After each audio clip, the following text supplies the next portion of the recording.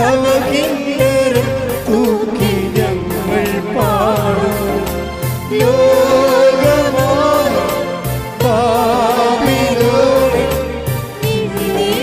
പുഴയോരം കണ്ണിൽ സ്തുതി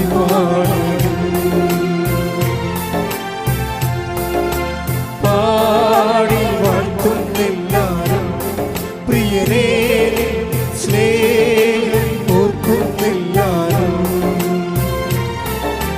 പാടി വാഴ്ത്തുന്നെല്ലാരും പ്രിയരേ സ്നേഹം ഓർക്കുന്നെല്ലാരും. എൻ്റെ പ്രിയപ്പെട്ടവരെ, വിശ്വാസം ഉണ്ടായിട്ട് വലിയ പ്രയോജനമൊന്നുമില്ല.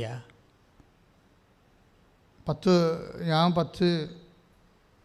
21 ലക്ഷത്തോളം ആൾക്കാരെ കൗൺസിൽ ചെയ്തിട്ടുള്ളത് ഞാൻ എപ്പോഴും പറയും. അത് നിങ്ങൾക്ക് എൻ്റെ കാര്യങ്ങൾ മനസ്സിലാക്കാൻ വേണ്ടി പറയണതാണ്. പക്ഷേ എങ്കിലും ഇപ്പോഴും ഞാൻ പറഞ്ഞ വിശ്വാസം ഉള്ളത് കൊണ്ട് മാത്രം വലിയ കാര്യങ്ങളൊന്നുമില്ല. നമ്മളെ ഗതി പിടിക്കാത്തതിൻ്റെ കാരണം ഈ വിശ്വാസം മാത്രം പ്രയോഗിക്കുന്ന കൊണ്ടാണ്. പറഞ്ഞാൽ മനസ്സിലായില്ലേ? നിങ്ങളവർക്കും വിശ്വാസമല്ലേ എല്ലാം? വിശ്വാസം ഒരു പുല്ലുമല്ല. നമ്മളൊക്കെ പരസ്യം വരെ കേട്ടില്ല, വിശ്വാസമല്ലേ എല്ലാം. വിശ്വാസം ഒരു പുല്ലുമല്ല. വിശ്വാസം മെയിൻറ്റെയിൻ ചെയ്തില്ലെങ്കിൽ നമ്മൾ പണി മേടിക്കും.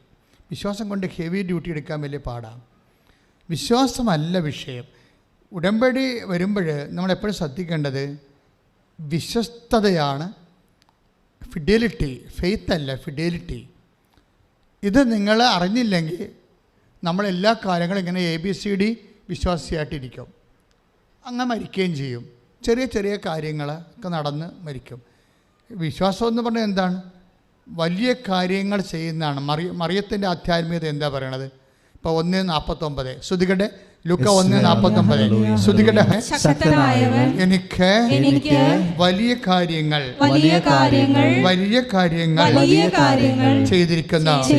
കൈയടിച്ച് ശ്രുതികട്ടെ. മരിയൻ സ്പിരിച്വാലിറ്റി പ്രൊമോട്ട് ചെയ്യണത് മേജർ പ്രോജക്റ്റാണ്. പറഞ്ഞ മനസ്സിലായില്ലേ? അല്ല കൊച്ചു പനി മാറി അങ്ങനെയല്ല സംഭവങ്ങളല്ല. പരീക്ഷ ജയിച്ചു, അതുപോലെ കൊച്ചു കൊച്ചു കാര്യങ്ങളല്ല. മരിയൻ സ്പിരിച്വാലിറ്റി പ്രൊമോട്ട് ചെയ്യേണ്ടത് മേജർ പ്രോജക്റ്റാണ്. അതാണ് ലൂക്ക 1:49 പറയുന്നത്. എന്താണ്?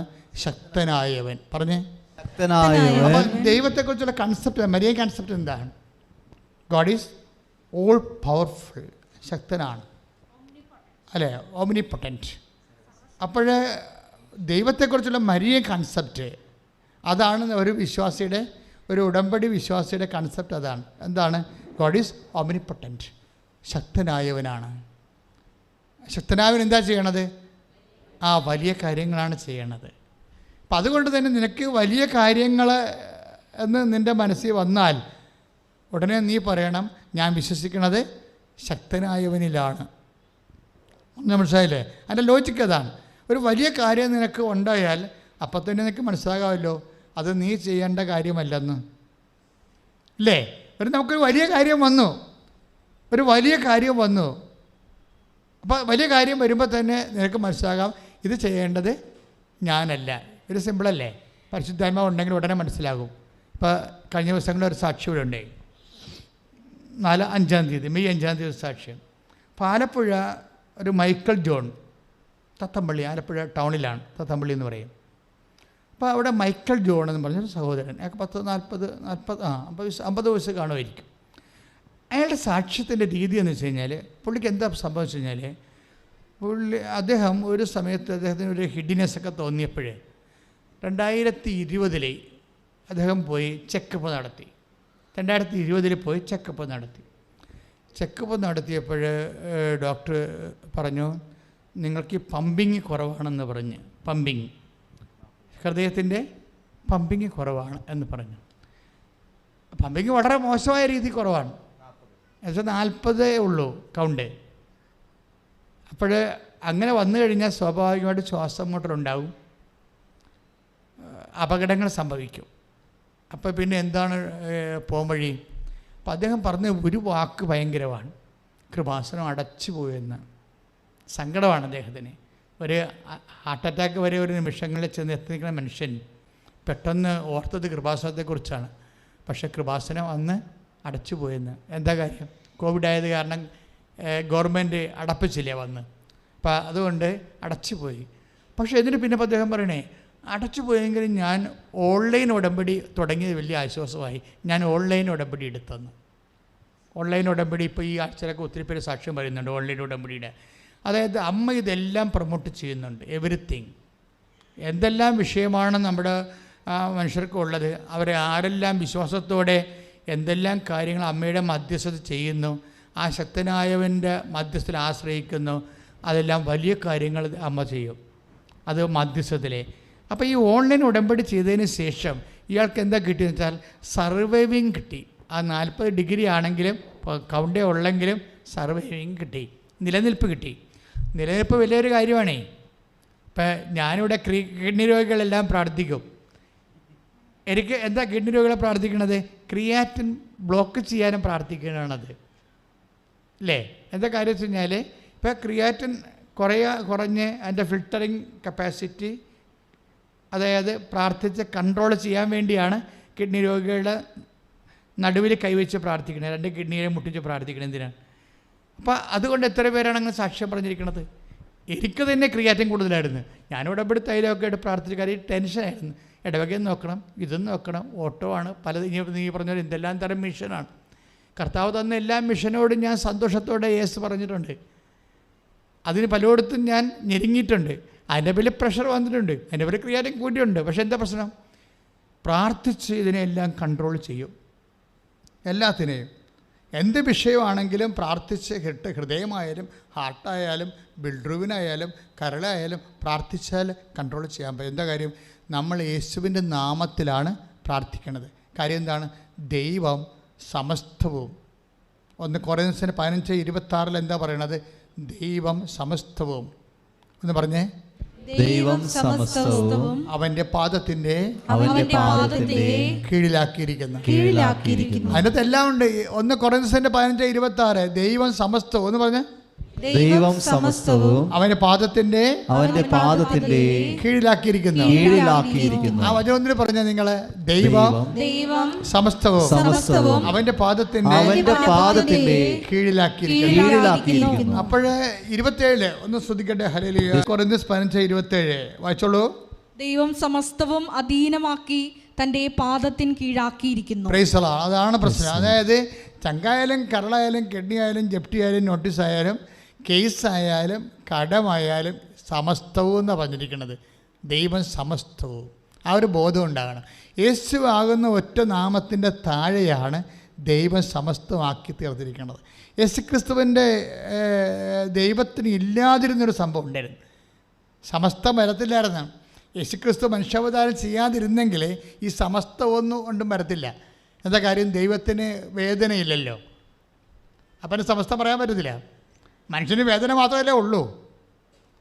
ഈ മനുഷ്യാവതാരത്തിൻ്റെ രഹസ്യം, അതിൻ്റെ ഉദ്ദേശം എന്താണ്? പാപമൊന്നുമല്ല. പാപം ഒരു സെക്കൻഡറി ആയിട്ടുള്ള ഇതാണ്. പക്ഷേ മനുഷ്യനോട് സാരൂപ്യപ്പെടുക, മനുഷ്യനോട് ഐക്യദാർഢ്യം പ്രവർത്തിക്കുക, അതിൻ്റെ പേരിലാണ് ദൈവം മനുഷ്യനായി. അതല്ലേ അവൻ നമ്മുടെ വേദനകളാണ് ചുമന്നത്. അവൻ നമ്മുടെ പാപങ്ങൾക്ക് വേണ്ടി അവൻ ക്ഷതമേൽപ്പിക്കപ്പെട്ടു എന്നൊക്കെ ഈശോയെക്കുറിച്ച് പറഞ്ഞില്ലേ 53:7 ഐസയ. ശ്രുതികട്ടെ ശ്രുതികട്ടെ. ഐസയ 53:7 വായിച്ചോളൂ. അവൻ മർദ്ദിക്കപ്പെടുകയും പീഡിപ്പിക്കപ്പെടുകയും ചെയ്തു. എന്ന് പറഞ്ഞ് അവൻ മർദ്ദിക്കപ്പെടുകയും പീഡിപ്പിക്കപ്പെടുകയും ചെയ്തു. എങ്കിലും അവൻ ഉരിയാടിയില്ല. കൊല്ലാൻ കൊണ്ടുപോകുന്ന കുഞ്ഞാടിനെ പോലെയും രോമം കത്രിക്കുന്നവരുടെ മുമ്പിൽ നിൽക്കുന്ന ചെമ്മരിയാടിനെ പോലെയും അവൻ മൗനം പാലിച്ചു. ഏശയ്യ 53:5 നമ്മുടെ അതിക്രമങ്ങൾക്ക് വേണ്ടി അവൻ മുറിവേൽപ്പിക്കപ്പെട്ടു, നമ്മുടെ അകൃത്യങ്ങൾക്ക് വേണ്ടി ക്ഷതമേൽപ്പിക്കപ്പെട്ടു. അതായത് നമ്മുടെ ഭാരങ്ങളും നമ്മുടെ അതിക്രമങ്ങളും എല്ലാം അവൻ ഒരു കുരിശായി മുൾക്കിരീടമായി സ്വന്തം ശരീരത്തിൽ ഏറ്റെടുത്തപ്പോഴാണ് സമസ്തത്തിൻ്റെ എന്നിട്ടാണ് അവൻ ഉയർത്തെഴുന്നേറ്റിരിക്കുന്നത്. അതുകൊണ്ടാണ് ഈ സമസ്തം വരണത്. അതിൻ്റെ തന്നെ ക്യാൻസറും എല്ലാ സംഭവവും വരണത്. അതായത് മനുഷ്യൻ ഇന്ന് അനുഭവിക്കുന്ന എല്ലാത്തിനും പരിഹാരം ആരാണ്?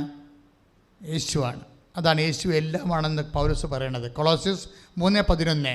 കൊളോസ്യസ് 3:11 ഏറ്റു പറഞ്ഞേ.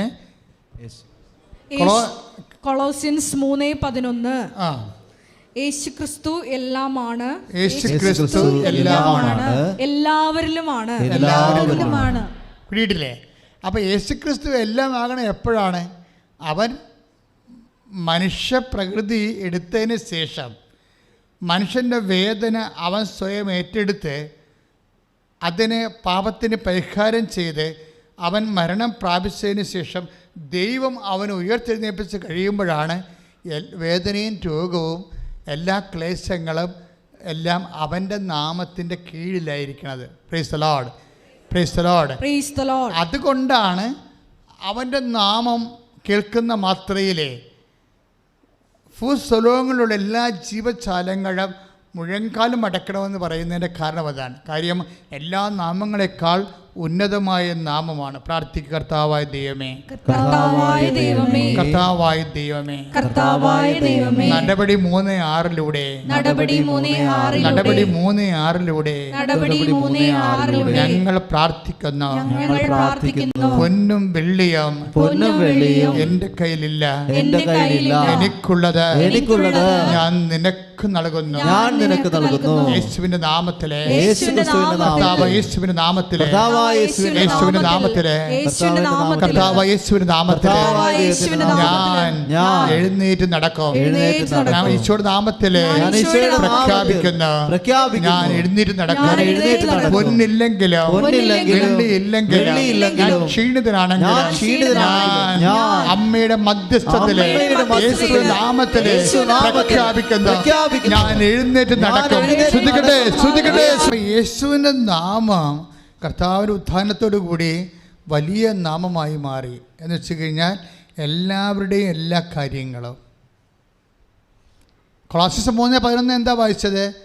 അവൻ യേശു എല്ലാമാണ്, പിന്നെന്താ?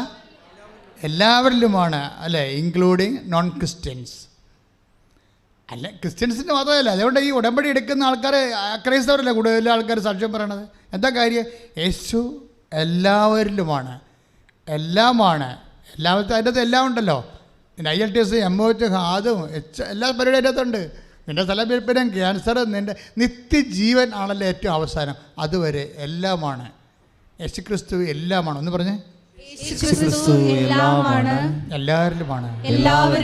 അപ്പം ഈ എല്ലാവരിലും ആയത് എങ്ങനെയാണ്? അവൻ്റെ മനുഷ്യാവതാരത്തോടെയും കുരിശുമരണത്തോടെയുമാണ് അവൻ എല്ലാവരുടേതും ആയത്. അതുകൊണ്ടാണ് ആദ്യം തന്നെ മാലാഖ അമ്മയോട് പറയണത് എന്താണ്? അവൻ തൻ്റെ ജനങ്ങളെ അവരുടെ പാപങ്ങളിൽ നിന്ന് മോചിക്കും എന്ന് പറഞ്ഞിട്ട് വിജാതിയർ അവന് പ്രത്യാശ വെക്കും എന്ന് പറയുമ്പോഴേ ശെമയോൻ്റെ കയ്യിൽ ഈശോയെ കൊടുക്കും, ഉണ്ണീശോനെ കൊടുക്കുമ്പോൾ പരിശുദ്ധാത്മാവ് പറയുന്നത് എന്താ പറയണത്? എല്ലാ മനുഷ്യർക്കും വേണ്ടി ഒരുക്കിയിരിക്കുന്ന, ഒന്ന് പറഞ്ഞേ, എല്ലാ മനുഷ്യർക്കും വേണ്ടി ഒരുക്കിയിരിക്കുന്ന. അപ്പം ക്രിസ്ത്യൻസിന് വേണ്ടി മാത്രം ഒരുക്കിയിരിക്കണമല്ല. ലൂക്ക 2:30 ഒന്ന് പറഞ്ഞേ, എല്ലാ മനുഷ്യർക്കും വേണ്ടി, എല്ലാ മനുഷ്യർക്കും വേണ്ടി ഒരുക്കിയിരിക്കുന്ന രക്ഷ. അപ്പം ഇതിനെല്ലാം കൂടി ഒറ്റ നാമമാണ് പറഞ്ഞത്. അനുഗ്രഹം നമുക്ക് വേണ്ടതൊക്കെയാണ് വേണ്ടത്. നമുക്ക് ഒത്തിരി കാര്യങ്ങൾ വേണം. അതിനെല്ലാം കൂടി ഒറ്റ വാക്കാണ് പറയണത്. എന്താണ്? രക്ഷ. ഞാൻ എൻ്റെ കണ്ണുകൊണ്ട് കണ്ടിരിക്കുന്നു. അപ്പം ക്രിസ്തുവിൻ്റെ ഈ സമഗ്രമായിട്ടുള്ള വീണ്ടെടുപ്പ് നിങ്ങൾക്ക് ലഭിക്കാനുള്ള ഏറ്റവും ഇറസിസ്റ്റബിളായിട്ടുള്ള ഒരു പ്രെയർ ഇൻ്റർസെഷനാണ് മെരിയൻ കപ്പാസിറ്റി എന്ന് പറയുന്നത്. മാതാവിനെ എന്തുകൊണ്ടാണ് വൈ വി പ്രൊമോട്ട് മേരി? വേറെ ആരെയും പ്രൊമോട്ട് ചെയ്യാൻ ഇല്ലാത്തത് കൊണ്ടാണ്. മനസ്സിലായില്ലേ? എല്ലാ കാലങ്ങളിലും ഉടമ്പടി ഉണ്ടായിരുന്നു. എല്ലാ കാലങ്ങളിലും നോഹിൻ്റെ കാലത്ത് ഉടമ്പടി ഇല്ലായിരുന്നു. നോഹൻ ദൈവമായിട്ട് ഉടമ്പടിയില്ല ചെയ്തത്. അതല്ലേ നമ്മുടെ തിരിപച്ചതിരിയായിട്ടിരിക്കണേ. നമ്മുടെ ഉടമ്പടി തിരിപച്ചതിരിയാകാൻ കാര്യം എന്താണ്? നോഹിനോട് ഉടമ്പടി ചെയ്ത് പ്രളയം കഴിഞ്ഞപ്പോഴേ, പ്രളയം കഴിഞ്ഞില്ലേ, ആ സമയത്ത് എല്ലാം ചീഞ്ഞു പോയില്ലേ, ചീഞ്ഞു പോയില്ലേ. ഇപ്പോൾ രണ്ടാമത് ദൈവം ഇത് റിസ്റ്റോർ ചെയ്യണ സമയത്ത് ഒരു വാക്ക് മോസസിനോട്, നോഹിനോട് പറയും. എന്താണ്? I will restore, I will give you the greenery. അതായത് പച്ച പുതച്ച ഭൂമി നിനക്ക് അവകാശമായി നൽകും. അപ്പോഴേ ഈ പച്ച വീണ്ടും ഒരു റിസ്റ്റോറിങ്ങിൻ്റെ, ഇപ്പം നിൻ്റെ കടം വന്നു, നിനക്ക് രോഗം വന്നു, നിൻ്റെ ആരോഗ്യം നഷ്ടപ്പെട്ടു, ഇതെല്ലാം റീസ്റ്റോർ ചെയ്യും. റീസ്റ്റോർ ചെയ്യുന്നതിൻ്റെ അടയാളമായിട്ടാണ് ഉടമ്പടി സ്ഥാപിക്കപ്പെടുന്നത്. മനസ്സിലായോ? ഉടമ്പടി പുതിയ പരിപാടിയൊന്നുമല്ല, പണ്ട് മുതലേ ഉള്ളതാണ്. പിന്നെ ഇവിടെ വന്നിരിക്കുന്ന ഉടമ്പടിയുടെ അപ്ഡേഷൻ എന്താ വന്നിരിക്കുന്നത്? അമ്മമാതാവ് ഹൃദയ ഘടികാരവുമായി നെഞ്ചത്ത് ചാർത്തി പ്രത്യക്ഷപ്പെടുന്ന സമയത്ത് അമ്മയുടെ പ്രത്യക്ഷീകരണം സഭ ഏറ്റെടുത്ത് പഠിക്കാൻ വേണ്ടി അമ്മ പ്രത്യക്ഷീകരണ പ്രാർത്ഥന തന്നപ്പോൾ 2015 അമ്മ ആഗ്രഹിക്കുന്നൊരു കൃപാവര പദ്ധതി കൃപാസനത്തിൽ ഞങ്ങളുടെ കുടുംബത്തിൽ നിറവേറാൻ ഇടയാക്കണമെന്ന് പ്രാർത്ഥിച്ചപ്പോൾ 6 മാസം പ്രാർത്ഥിച്ചപ്പോഴാണ് ആ കൃപാവര പദ്ധതിയായിട്ട് ഉടമ്പടി തരേണ്ടത്. ആ ഉടമ്പടിക്കുണ്ടാകുന്ന ഗുണമെന്ന് വെച്ച് കഴിഞ്ഞാൽ മറ്റു ഉടമ്പടിയിലേക്കാളും ഈ അപ്ഡേഷൻ വന്നിരിക്കുന്നത് എന്താണ്? മരിയൻ ഉടമ്പടി. ഇപ്പം നോഹിൻ്റെ ഉടമ്പടിയാണ്, എബ്രഹാത്തിൻ്റെ ഉടമ്പടിയാണ്, മോസസിൻ്റെ ഉടമ്പടിയാണ്. യേശുവിൻ്റെ ഉടമ്പടി കൂട്ടണ്ട കാര്യം. അത് ഈ മനുഷ്യൻ നമ്മൾ പറഞ്ഞ കഞ്ഞിക്കപ്പ ILTS പരിപാടിക്കൊന്നുള്ളതല്ല. അത് നിത്യജീവന് വേണ്ടിയുള്ളതാണ് കുർബാന. അത് നമ്മൾ ഇതിനകത്ത് ഉൾപ്പെടുത്താൻ പറ്റത്തില്ല. അല്ലാതെ മനുഷ്യന്മാരുമായിട്ട് ദൈവം ഉണ്ടാക്കിയിട്ടുള്ള എല്ലാ ഉടമ്പടിയും അതിന് കുറച്ച് കാലതാമസം വന്നു പോകുന്നുണ്ട്. മരിയൻ ഉടമ്പടി കാലതാമസം വരാത്ത ഇതാണ് അപ്ഡേഷൻ. ഉടമ്പടി വന്ന അപ്ഡേഷൻ എന്താണെന്ന് അറിയണം.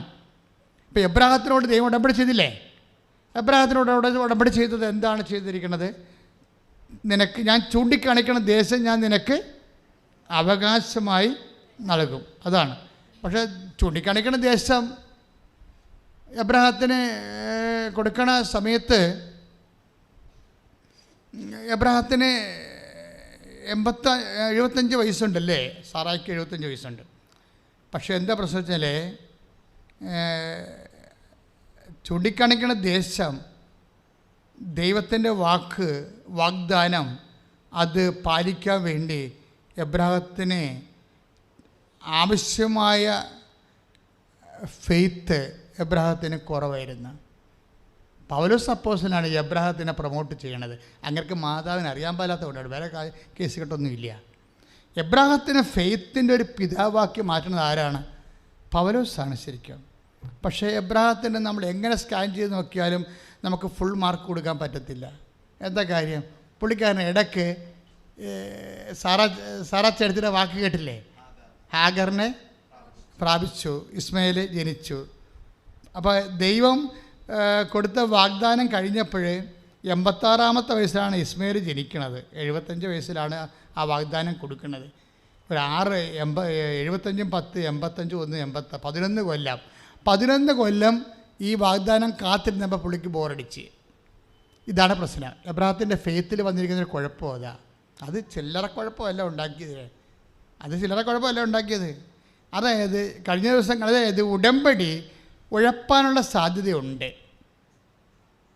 കാര്യം എബ്രഹാത്തിൻ്റെ ഉടമ്പടി എന്തുകൊണ്ടാണ് അങ്ങനെ സംഭവിച്ചു വെച്ച് കഴിഞ്ഞാൽ എബ്രഹാത്തിൻ്റെ ഉടമ്പടിയിൽ എന്തുകൊണ്ടാണ് 25 വർഷം താമസിച്ചത്? കാലതാമസം വന്നത് എന്താ? അതിന് പ്രോപ്പർ മീഡിയേഷൻ ഇല്ലാഞ്ഞ കൊണ്ടാണ്. പറഞ്ഞ മനസ്സിലായില്ലേ? എബ്രഹാത്തിൻ്റെ ഉടമ്പടിക്ക് പ്രോപ്പർ മീഡിയേഷൻ ഇല്ല. എന്ന് വെച്ച് കഴിഞ്ഞാൽ പ്രോപ്പർ മീഡിയേഷൻ എന്ന് പറയുന്നത് ഈ ഉടമ്പടിക്ക് മാധ്യസ്ഥം വേണ്ടേ? ഇപ്പം നമ്മൾ എവിടെയെങ്കിലും ഒരു കരാറുണ്ടെങ്കിൽ അതിനൊരു സാക്ഷി ഉണ്ടാകുമല്ല കരാറിന്. ആ സാക്ഷി ഇപ്പോൾ നമ്മൾ ജാമ്യത്തിൽ ഇറക്കുന്ന ആളാണെങ്കിൽ പോലും അയാളുടെ പറ്റിച്ചിട്ട് വെച്ചല്ലേ ഇറക്കണത്.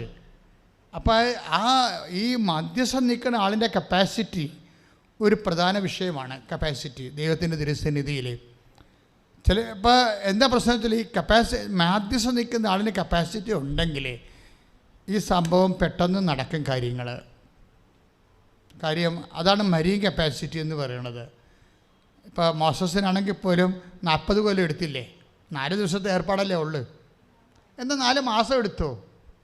പുറപ്പാടിൻ്റെ പുസ്തകത്തിലേ തേരുംപാൽ ഒഴുകുന്ന വാഗ്ദാന ദേശം തരാമെന്ന് പറഞ്ഞത് ആരോടാണ്? മോസസിനോട് അല്ലേ? അകപ്പാടെ ഇവിടെ ഭൂമിക്ക് ചുറ്റും കറങ്ങേണ്ട കാര്യമില്ലേ? നേരെ അങ്ങോട്ട് നടന്ന് പോയാൽ മതി. 4 ദിവസം. ബസ്സിനാണെങ്കിൽ രാവിലെ 10 മണിക്ക് പോയാൽ ഞാൻ 10 മണിക്കാണ് അവിടെ നിന്ന് ഇസ്രയേലിൽ നിന്ന് പോകുന്നത്. ഞാൻ ഈജിപ്തിലെത്തിയപ്പോൾ വൈകുന്നേരം 5 മണി, അത്രേ ഉള്ളൂ സമയം. മരുഭൂമി നേരെ കിടക്കുന്ന റോഡല്ലേ. ആകപ്പാടെ 10, 9, 11 മണിക്കൂർ എടുക്കും. നടക്കാനാണെങ്കിൽ 4 ദിവസം എടുത്തു. ഇത് 40 ദിവസമാണ് മോസസ് എടുത്തത്. അതാണ് പ്രശ്നമായിപ്പോയത്. 40 ദിവസം എടുത്തു കഴിഞ്ഞപ്പോഴെന്ത് ഇതിങ്ങനെ ഉടമ്പടി തന്നിരിക്കുന്ന സംഭവത്തിൽ സമയത്തിനെ കൺട്രോൾ ചെയ്യാനുള്ള ഒരു സംവിധാനം എബ്രാഹത്തിൻ്റെ ഉടമ്പടിയിലില്ല. അതുകൊണ്ടാണ് 25 വർഷം എടുത്തത്. ഒരു ഉടമ്പടിയിലെ സമയബന്ധിതമായിട്ട് സമയത്തെ കൺട്രോൾ ചെയ്യാനുള്ള നിയന്ത്രിക്കപ്പെടേണ്ട ഒരു വിഷയം, എപ്പോഴും നമ്മൾ നിയന്ത്രിക്കപ്പെടേണ്ട ഒരു വിഷയം എന്താണ്? സമയം തന്നെയാണ്. സമയം തന്നെയാണ് നമുക്ക് നിയന്ത്രിക്കാൻ പറ്റുമെന്നുണ്ടെങ്കിൽ പല വിഷയത്തിൻ്റെ മേലും തീരുമാനം ഉണ്ടാക്കാമായിരുന്നു. ഇപ്പോൾ കോവിഡിനെതിരെ വാക്സിൻ കണ്ടുപിടിച്ചപ്പോൾ കോവിഡിനെ നിയന്ത്രിക്കാവുന്ന രീതിയിലായിട്ടുണ്ട് ഇപ്പോൾ, അല്ലേ? അപ്പം അതുപോലെ ഈ സമയത്തെ നിയന്ത്രിക്കാൻ പറ്റുന്ന ഘടകം മോസസിൻ്റെ ഉടമ്പടിയിലില്ല, എബ്രാഹത്തിൻ്റെ ഉടമ്പടിയിലില്ല. എന്താ കാര്യം വെച്ച് കഴിഞ്ഞാൽ അതിന് ഉള്ള ഒരു പെർഫെക്റ്റ് റെസിസ്റ്റബിളായിട്ടുള്ള ഒരു പ്രെയർ മീഡിയേഷൻ്റെ സപ്പോർട്ടില്ലാത്ത ഉടമ്പടി. അതുകൊണ്ട് ഇതിങ്ങനെ കാലാതീതമായിട്ട് നീണ്ടുപോകും. എബ്രാഹത്തിൻ്റെ 25 കൊല്ലം എടുത്ത് അങ്ങനെ നീണ്ടുപോയപ്പോൾ കൊണ്ടാണ് സാറ ചേട്ടത്തിക്ക് പേടിയായത്. നീണ്ടുപോകും തോറും പേടി വരുമല്ലോ. ഇപ്പം നമ്മുടെ ഒരു വസ്തു ജപ്തി നടക്കാൻ പോവുകയാണ്, അത് ഇങ്ങനെ വസ്തു ഇപ്പം ചിലരൊന്നും പറഞ്ഞാൽ അച്ഛാ വസ്തു ജപ്തി ആകാൻ പോണച്ചാ അതൊക്കെ മുമ്പ് ഒന്ന് വിറ്റ് മാറ്റിയാൽ മതിയായിരുന്നു, എന്നാൽ പിന്നെ നമുക്ക് വിൽക്കുകയും ചെയ്യാം, നമുക്ക് വല്ലതും കിട്ടുകയും ചെയ്യും, അല്ലെങ്കിൽ ആ വസ്തു പോവുകയും ചെയ്യും, പിന്നെയും നമ്മളെ കാശ് ബാങ്കിൽ അടക്കേണ്ടിയും വരും. അതാണ് ഇപ്പോൾ സമയത്തിൻ്റെ ഒരു കുഴപ്പമാണത്. അപ്പോൾ ആ സമയത്തെ ചുരുക്കാൻ കഴിഞ്ഞാൽ പല വിഷയങ്ങൾക്കും സമാധാനമാകും. സമയച്ചുരുക്കം ഒരു പ്രധാനപ്പെട്ട വിഷയമാണ്. കൃപാസ്ഥാനത്താരെ ജീവനോടെ അമ്മ പ്രത്യക്ഷപ്പെടുന്ന സമയത്ത് നമ്മുടെ നെഞ്ചിലുണ്ടായിരുന്ന സമയമാണ്, സമയഘടികാരം. അതിൻ്റെ മോഡൽ അപ്പുറത്തുണ്ട്, നിങ്ങൾക്ക് കാണാവുന്നതാണ്. സഭ ഔദ്യോഗികമായിട്ട് അംഗീകരിക്കണ വരെ അൾത്താറയിൽ അത് സൃഷ്ടിക്കാൻ പറ്റത്തില്ല. അതിനാണ് നമ്മൾ പ്രത്യക്ഷീകരണ പ്രാർത്ഥന ചെല്ലണത്. എന്തിനാണ് ചെല്ലണത്? അമ്മയുടെ പ്രത്യക്ഷീകരണ സഭ പഠിക്കണം. അതിൻ്റെ വിവേചനം അധികാരം ഉപയോഗിച്ചുകൊണ്ട് എന്താണ് സംഭവിച്ചത്. ഇപ്പം ഞാൻ പറയണ പോലെയല്ല, ഞാനെൻ്റെ സാക്ഷിയാണ്. പക്ഷെ സാക്ഷിയല്ലല്ല പ്രധാനപ്പെട്ടത്. ആർക്കും കയറി പറയാമല്ലോ, ഓരോരുത്തർക്ക് എന്നിങ്ങനെ അവിടെ പ്രത്യക്ഷപ്പെട്ട് ഇവിടെ പ്രത്യക്ഷപ്പെട്ടിട്ട് ഇത് തട്ടിപ്പ് ആൾക്കാരെ കൂട്ടാൻ വേണ്ടിയുള്ള ചുമ്മാ തിരക്കിട പരിപാടി വിടായ്പാണെന്ന് പറയാമല്ലോ, തീർച്ചയായിട്ടും പറയാം. അതുകൊണ്ട് നമ്മൾക്ക് സഭയുണ്ട്. സഭയാണിത്. എന്താണ് സംഭവിച്ചോ അല്ലെങ്കിൽ സംഭവിച്ചില്ലേ? ഇപ്പം ഇന്ന് ഒരു സാക്ഷ്യം വന്നത്, ഇപ്പം അതായത് സാക്ഷ്യത്തിൻ്റെ നിലവാരമെല്ലാം നിഷ്പക്ഷമായിട്ട് പരിശോധിച്ചാൽ അമ്മ പ്രത്യക്ഷപ്പെട്ടു എന്നുള്ളതിന് ഒരു 10 തെളിവെങ്കിലും നമുക്ക് കിട്ടും. ഇവിടെ 10,000 സാക്ഷ്യങ്ങളുണ്ടാവും. ചില സാക്ഷ്യങ്ങൾ സാധാരണ സാക്ഷ്യങ്ങൾ എഴുതി തള്ളിക്കോ, സാധാരണ സംഭവിക്കുന്നതാണ്, പ്രാർത്ഥിക്കുമ്പോൾ സംഭവിക്കുന്നതാണെന്ന് വിചാരിച്ച് എഴുതി തള്ളാം. പക്ഷേ ചില സാക്ഷ്യങ്ങൾ മേജറാണ്. മേജർ എന്ന് വെച്ച് കഴിഞ്ഞാൽ അമ്മയുടെ പ്രത്യക്ഷീകരണത്തിൻ്റെ സ്ഥിരീകരണത്തിൻ്റെ സ്വഭാവങ്ങൾ കാണിക്കുന്ന ചില വലിയ സാക്ഷ്യങ്ങളുണ്ട്, വൻ കാര്യങ്ങൾ. അതിപ്പോൾ ഈ മൈക്കിൾ ജോണിൻ്റെ അതുപോലെ സാക്ഷ്യമാണ്. മൈക്കിൾ ജോണിന് എന്താ സംഭവിച്ചത്? അദ്ദേഹത്തിൻ്റെ കൗണ്ട് കുറഞ്ഞു. അപ്പോൾ അദ്ദേഹം കേരളത്തിലെ ഏറ്റവും ബെസ്റ്റ് കാർഡിയോളജിസ്റ്റ് 2 പേരുണ്ട്. അയാൾ 2 പേരെയും പോയി ഒരാളെ ഒപ്പീനിയൻ എടുത്ത് 2 ആളെ സെക്കൻഡ് ഒപ്പീനിയന്, അതുപോലെ തന്നെ ആ ഹോസ്പിറ്റലിൽ തന്നെ ആ 2 ഹോസ്പിറ്റൽ മാറിയിട്ട് അവിടുത്തെ മെയിൻ കാർഡിയോളജിസ്റ്റിനെ കാണിച്ചിരിക്കുന്നത്. പറഞ്ഞ് സാറേ ഇതൊരു പ്രശ്നമുള്ളത്, എൻ്റെ കൗണ്ട് ഒരിക്കലും 6 കൊല്ലമായിട്ട് കൂടണില്ല, ഇതിങ്ങനെ തന്നെ നിൽക്കുകയാണ്. ഇനി അങ്ങോട്ട് ചെല്ലും തോറും ഹാർട്ട് മാറ്റി വെക്കേണ്ടി വരും, ഹൃദയം മാറ്റി വെക്കേണ്ടി വരും, അല്ലെങ്കിൽ സ്പേസ് മേക്കർ വെക്കണം. അപ്പോൾ സ്പേസ് മേക്കർ എന്ന് പറയുമ്പോൾ ഇൻഷുറൻസ് ഉണ്ടോയെന്ന് ചോദിച്ചു. അവസാനം ഇൻഷുറൻസ് ഇല്ലെങ്കിൽ ഇൻഷുറൻസ് ആക്കി വരിക 8 ലക്ഷം രൂപയാണ്. ബാക്കിയെല്ലാം ഇവിടെ സെറ്റാണ്. ഹോസ്പിറ്റൽ സ്പേസ് മേക്കർ എല്ലാം റെഡിയാക്കി വെച്ചിട്ടുണ്ട്. പക്ഷേ 8 ലക്ഷം രൂപ വേണ്ടി വരും. നിങ്ങൾക്ക് 8 ലക്ഷം രൂപ കെട്ടിവെക്കണം, അല്ലെങ്കിൽ ഈ സ്പേസ് മേക്കറിന് 8 ലക്ഷം രൂപ കെട്ടിവെക്കണം, അല്ലെങ്കിൽ അതിൻ്റെ ഇൻഷുറൻസിൻ്റെ പോളിസിയുടെ പേപ്പർ കാണിക്കണം. അപ്പോൾ വളരെ സീരിയസ് ആണ്. ഇയാൾക്ക് മുന്നോട്ട് പോകാൻ പറ്റണില്ല. രാത്രിക്ക് നെഞ്ചുവേദനയും ശ്വാസം മുട്ടലും ഉണ്ട്. സമയത്ത് എന്ത് സംഭവിക്കാൻ പറ്റുന്ന ഒരു അവസ്ഥയാണ് പുള്ളിയുടേത്. അപ്പോൾ ഇങ്ങനെ നാളെ ഫിക്സ് ചെയ്ത്, അതായത് കഴിഞ്ഞ മെയ് 4-ാം തീയതി നടക്കേണ്ട കേസാണത്. മെയ് 4-ാം തീയതി സ്പേസ് മേക്കർ വെക്കാൻ വേണ്ടിയുള്ളത് അവിടെ ഫിക്സ് ചെയ്ത്, ഡോക്ടർ ഫിക്സ് ചെയ്ത്. അപ്പോൾ ഇയാൾ അതിനുവേണ്ടി ഒരുങ്ങിയിരിക്കൊണ്ടിരിക്കുകയാണ്. അപ്പോൾ വൈകുന്നേരമായപ്പോൾ പക്ഷേ ഇതിൻ്റെ മനുഷ്യൻ 2 കാര്യങ്ങൾ ചെയ്ത്. അതായത് ഓൺലൈൻ ഉടമ്പടി കണ്ടിന്യൂ ചെയ്ത് പ്രാർത്ഥിച്ചു, കൃപാസനം തുറന്നപ്പോൾ വന്ന് തീർത്ഥാടന ഉടമ്പടി ചെയ്തു. ഇപ്പോൾ ഉടമ്പടിയിലാണ് അങ്ങേരുടെ ഹൃദയം ശ്വസിച്ചുകൊണ്ടിരിക്കുന്നത്. ഉടമ്പടി ഇങ്ങനെ ഓരോ ഹൃദയങ്ങളെയും ജീവിതവും എല്ലാം ഇങ്ങനെ നിലനിർത്തി കൊടുക്കും. കാര്യം ഇത് നിലനിർപ്പിൻ്റെ ഒരു പ്രാർത്ഥനയാണിത്. അപ്പോൾ അദ്ദേഹത്തിന് ഗ്യാരണ്ടി ഉണ്ട്. അപ്പോൾ ആ ഗ്യാരണ്ടിക്ക് പറ്റുന്ന രീതിയിലുള്ള ഭയങ്കര ഇൻവെസ്റ്റ്, അങ്ങേർക്ക് ഭയങ്കര ഈ വിശ്വാസമാണ്. അമ്മയുടെ കപ്പാസിറ്റിയിൽ, മധ്യസ്ഥ കപ്പാസിറ്റിയിൽ വല്ലാത്ത വിശ്വാസമുള്ളൊരു മനുഷ്യനാണ്. അത് നിങ്ങളങ്ങനെ ഒന്ന് ട്രെയിൻ ചെയ്തെടുക്കണം, നല്ലതായിരിക്കും കേട്ടോ. ആൾക്കാർക്കൊക്കെ പറ്റണത് ഈ വിശ്വാസത്തിൽ ഒക്കുക. ഒത്തില്ലേ എന്ത് ചെയ്യും? നമുക്ക് വല്ല കുഴപ്പമുണ്ടോ? നമ്മുടെ വിശ്വാസം നമ്മുടെ കയ്യിരിപ്പ് കൊണ്ടാണോ ദൈവം ഇടപെടാത്തത്? ഇങ്ങനെ പണ്ടത്തെ പാപങ്ങളൊക്കെ ചിന്തിച്ച് പിശാച് നിങ്ങളെ ഒരു പരുവത്തിലാക്കി, ഒരു വഴിയിലാക്കിയിട്ടുണ്ട് നിങ്ങളെ. ഇതൊന്നും ചിന്തിക്കേണ്ട കാര്യമില്ല. ദൈവത്തിരുസന്നിധി വരുമ്പോൾ നിങ്ങളൊക്കെ ചിന്തിക്കണത് പണ്ട് ജീവിച്ചിരുന്ന കാലത്ത് എന്തെങ്കിലുമൊക്കെ ഇടയ്ക്കിടെ ജീവിതത്തിൽ സംഭവിച്ചിട്ടുണ്ടെങ്കിൽ അതുകൊണ്ടായിരിക്കും ഇപ്പോൾ ദൈവം കേൾക്കാത്തത്. ഈ പേജ് അങ്ങോട്ട് പറിച്ചു കയറി കളഞ്ഞേക്കണം പുസ്തകത്തിൽ തന്നെ. ഈ പേജ് കിടക്കണമെന്ന് കാരണം ഈ പുസ്തകം മൊത്തം തെറ്റാണെന്നുള്ള ഒരു ധാരണ വരും. പണ്ട് എനിക്കുണ്ടാകുന്ന ഒരു പരിപാടിയാണ്. ഞാൻ കുനുകുന ഓവർ റൈറ്റിങ് എഴുതി വരുമ്പോൾ ആ പേജ് മോശമാണെങ്കിൽ ഞാൻ വലിച്ചേക്ക് ദൂരക്കളയും. എന്തിനാണ് അതിൻ്റെ അകത്ത് നമ്മൾ തുറക്കുമ്പോൾ ഈ തെറ്റ് കണ്ടുകൊണ്ടിരിക്കും. വേണ്ട ആവശ്യമില്ല, തീരിക്കളഞ്ഞേക്കണം. ഇതുപോലെ ദൈവത്തെക്കുറിച്ച് നിങ്ങൾ തെറ്റായ ധാരണ ഉണ്ടെങ്കിൽ ആ പേജ് കീറിക്കളയുന്നതാണ് നല്ലത്. കാര്യം എൻ്റെ പാപങ്ങൾ, എൻ്റെ പൂർവികരുടെ പാപങ്ങൾ, ആനകൂന, എന്തെല്ലാം മനുഷ്യനെ മൂക്കുകൊണ്ട് എന്തെല്ലാം ആവരപ്പിച്ചിട്ടുണ്ട്. എന്താ കാര്യം? ഇങ്ങനെ പൂർവികരുടെ പാപങ്ങളും അല്ലാത്ത പാപങ്ങളും കുറേ ദോഷങ്ങളൊക്കെ പറഞ്ഞ് മനുഷ്യനെ പിരികേറ്റി അവനെ ഭ്രാന്ത് പിടിപ്പിച്ച് 2 ചെമ്പരത്തിപ്പൂവും വെച്ചുകൊണ്ടാണ് ചില ധ്യാനകേന്ദ്രങ്ങൾ ആൾക്കാരെ പുറത്തിറക്കണത്. പാപം പറഞ്ഞ് ചെമ്പരത്തിപ്പൂ തലയെ വെച്ചിട്ട് നടത്തുന്നുണ്ട്. ഇവിടെ ഒരു വെച്ചാൽ അപ്പം ധ്യാനം വേറെ ഒരു കുഴപ്പം ഇവനില്ല, അവൻ ധ്യാനം കൂടിയ പ്രശ്നം മാത്രമേ ഉള്ളെന്ന് പറയും. എന്താ കാര്യം? പാവബോധം അടിച്ച് തലയെ കയറ്റിയിട്ടിടല്ല, ഇവരൊരു പരുവായിരിക്കുകയും. ആവശ്യമില്ലാത്ത ഒരു പാവബോധം തലയെ കയറ്റരുത്. നിങ്ങളുടെ കയ്യിൽ നിന്ന് അറിഞ്ഞോ അറിയാതെയോ ചിലപ്പോൾ കയ്യിരിപ്പ് കൊണ്ട് തന്നെ എന്തെങ്കിലും സംഭവിച്ചാൽ അത് കേൾക്കാനും നോക്കാനും പറയാനും അന്വേഷിക്കാനും നിങ്ങളെ വീണ്ടെടുക്കാനും നിൻ്റെ യേശു ഇന്നും ജീവിച്ചിരിക്കുന്നുണ്ട്. അമ്മയോട് മാലാഖ പറഞ്ഞത് എന്താണ്? അവൻ തൻ്റെ ജനങ്ങളെ അവരുടെ പാപങ്ങളിൽ നിന്ന് എന്താണ് വെട്ടിക്കുരുവെന്നാ? അല്ല, മോചിപ്പിക്കുമെന്നാണ്. ഇത് വെരി സിമ്പിളല്ലേ? എന്തിനാ ആൾക്കാരെ പഠിപ്പിക്കണേ? എന്തെന്നാ മംഗള വാർത്ത, സന്തോഷ വാർത്ത എന്താണ് മാതാവിനോട് പറഞ്ഞത്? അവൻ തൻ്റെ ജനങ്ങളെ എന്ന് വെച്ചാൽ തന്നിൽ വിശ്വസിക്കുന്നവരെ, ആരായാം, അത് ക്രിസ്ത്യാനിയാകാം അല്ലാതായിരിക്കാം, യേശുക്രിസ്തു വിശ്വസിക്കുന്ന വ്യക്തി അവൻ്റെ തന്നെ ജനങ്ങളെ അവരുടെ പാപങ്ങളിൽ നിന്ന് മോചിക്കുക. കർത്താവ് എന്താ പറഞ്ഞ? സന്തോഷത്തോടെ ഇരിക്കുക. പിന്നെന്താണ്?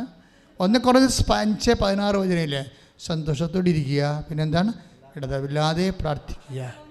ഇതാണ് എല്ലാ കാര്യങ്ങൾക്കും നന്ദി പ്രകാശിപ്പിക്കാൻ. ജപ്തി നടപടി കൊണ്ടുവന്ന് വാതിൽപ്പുറത്ത് ഒട്ടിച്ചാലും പരിശുദ്ധ വചനം എന്ത് പറയും? നന്ദി പ്രകാശിപ്പിക്കാൻ പറയും.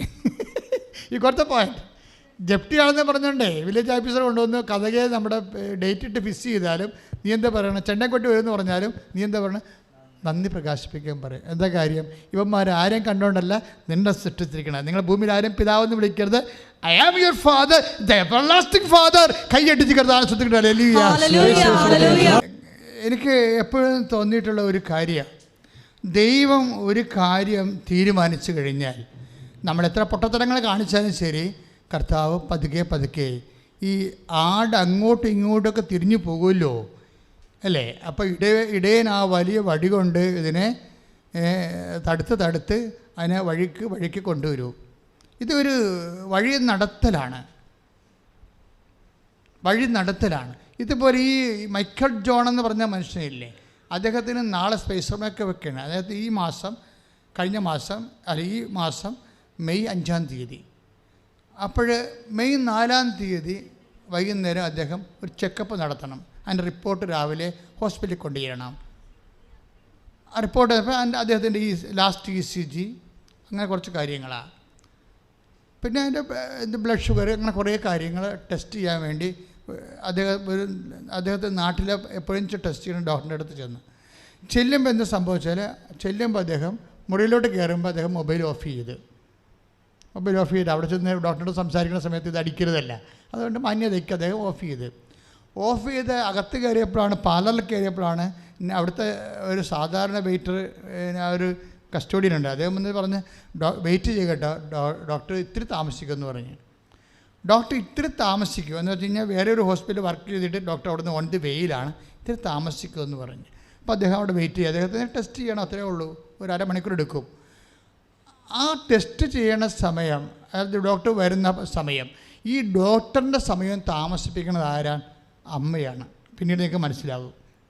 ഇദ്ദേഹത്തിന് അവിടെ കൊണ്ടുവന്ന് മൊബൈൽ ഓഫ് ചെയ്യിച്ചതും അമ്മയാണ്.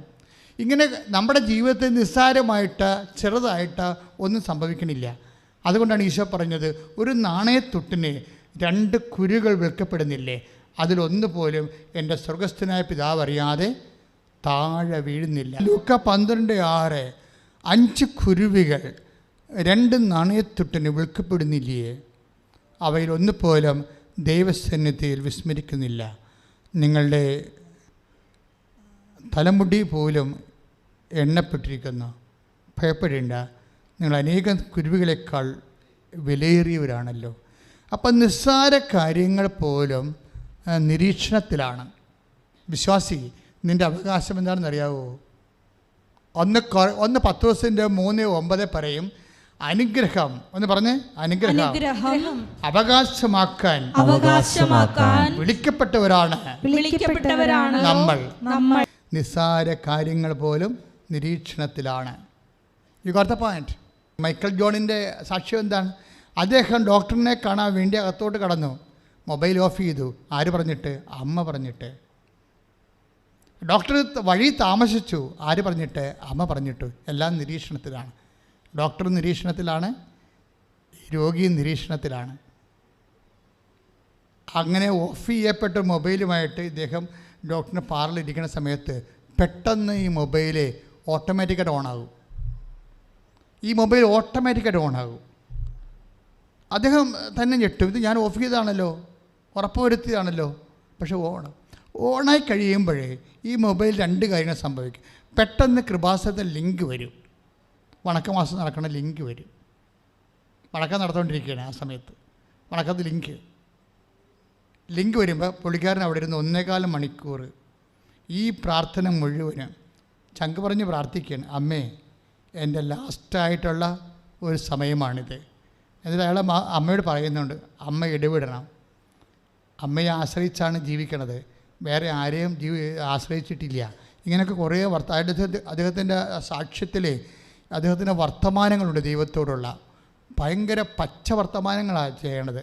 നമ്മുടെയൊക്കെ എല്ലാം ഇങ്ങനെ ഈ ഉണക്ക മുന്തിരിങ്ങയൊക്കെ നമ്മൾ ഫ്രീസറിലൊക്കെ വെച്ചിട്ട് ഇങ്ങനെ പാകപ്പെടുത്തിയ സാധനമാണ് നമ്മൾ പ്രാർത്ഥിക്കുന്നത്.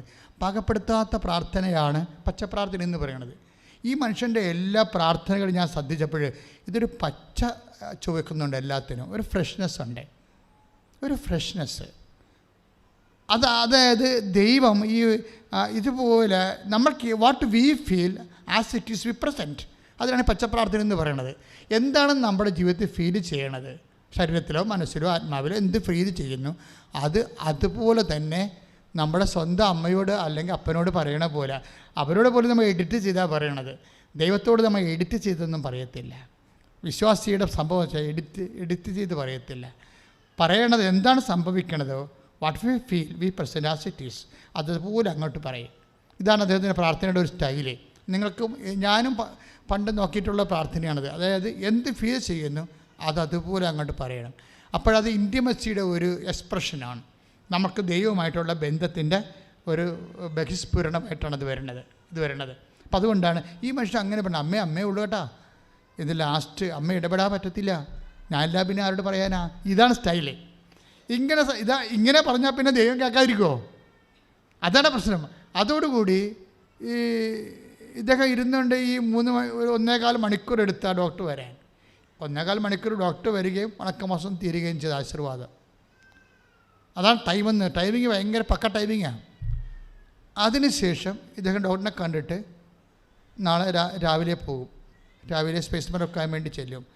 അവിടെ ചെല്ലുമ്പോൾ എന്നാ സംഭവിക്കണത്, ടെസ്റ്റ് ചെയ്ത് നോക്കുമ്പോൾ ഇയാളുടെ പമ്പിങ് ലെവല് ഒരാൾക്ക് 50 ഒക്കെ മതി നോർമലായിട്ട്, പക്ഷേ ഇത് 70 മാറും. Price the Lord. അതായത് ആദ്യമാണ് 6 കൊല്ലത്തിന് ആദ്യമാണ് സ്പേസ് മേക്കർ വെക്കാൻ മണിക്കൂറുകൾ മാത്രം ബാക്കി നിൽക്കുകയാണ്. ആ സമയത്ത് ഈ മനുഷ്യൻ്റെ പമ്പിങ് ലെവൽ മാതാവ് കൂട്ടും. 40 എന്നുള്ള സംഭവമാണ്. എത്ര വർഷമായി 40 കിടന്ന് മനുഷ്യൻ പേടിക്കണത്. അവസാന നിമിഷം ഇതിനെ 60 മാറ്റും. ഇപ്പോഴേ സാക്ഷ്യം പറഞ്ഞുകൊണ്ട് പോകുമ്പോഴേ എന്തൊരു എനർജറ്റിക്കാണ് ആ മനുഷ്യൻ്റെ അടുത്ത് പറയണത്. അതായത് ഒന്നും അവസാനിച്ചിട്ടില്ല എന്ന് നമ്മളോട് പറയുന്ന ഒരു ജീവൻ്റെ പുസ്തകമാണ് ബൈബിള്. ഒരു ഫയലും ക്ലോസ് ചെയ്യാനായിട്ടില്ല. അത് മുഴുവനും ഇങ്ങനെ പതിച്ച് നൽകിയിരിക്കുന്ന പ്രാർത്ഥനയാണ് ഉടമ്പടി പ്രാർത്ഥന എന്ന് പറയുന്നത്. കാര്യം ബൈബിളിനെ പണ്ട് വിളിച്ചുകൊണ്ടിരുന്ന പേര് ഉടമ്പടി പുസ്തകം എന്നാണ്. ഇപ്പോൾ ഉടമ്പടി പുസ്തകം എന്ന് വിളിക്കുന്നത് കൃപാസനത്തിൽ നൽകുന്ന പുസ്തകത്തെയാണ് അല്ലേ. പണ്ട് ബൈബിളിനെ വിളിച്ചിരുന്ന പേര് ഉടമ്പടി ഗ്രന്ഥമെന്നാണ് വിളിച്ചിരുന്നത്. എന്ന് വെച്ചാൽ ദൈവവും മനുഷ്യനും തമ്മിലുള്ള ഉടമ്പടിയിൽ വന്നിട്ടുള്ള ചില പോരായ്മകളെ പരിഹരിച്ചുകൊണ്ടാണ് ദൈവം മരിയൻ ഉടമ്പടി തന്നിരിക്കുന്നത്. കാര്യം എബ്രാഹത്തിൻ്റെ ഉടമ്പടി മധ്യസ്ഥനില്ല, അതുകൊണ്ട് ആ സമയം ലാഗ് ചെയ്ത്. മോസസിൻ്റെ ഉടമ്പടിയിൽ മധ്യസ്ഥനില്ല, അതുകൊണ്ട് അത് 40 വർഷം എടുത്തു. മരിയൻ ഉടമ്പടി എന്ന് പറയുന്നത് ഷിഫ്റ്റാണ്, പെട്ടെന്നാണ് വിഷയങ്ങൾ തീരുമാനം വരണത്. അതിന് സമയമെടുക്കാത്തതിൻ്റെ കാരണം എൻ്റെ സമയം ഇനി സമാഗതമായില്ലല്ലോ എന്ന് യേശു പറയണില്ലേ.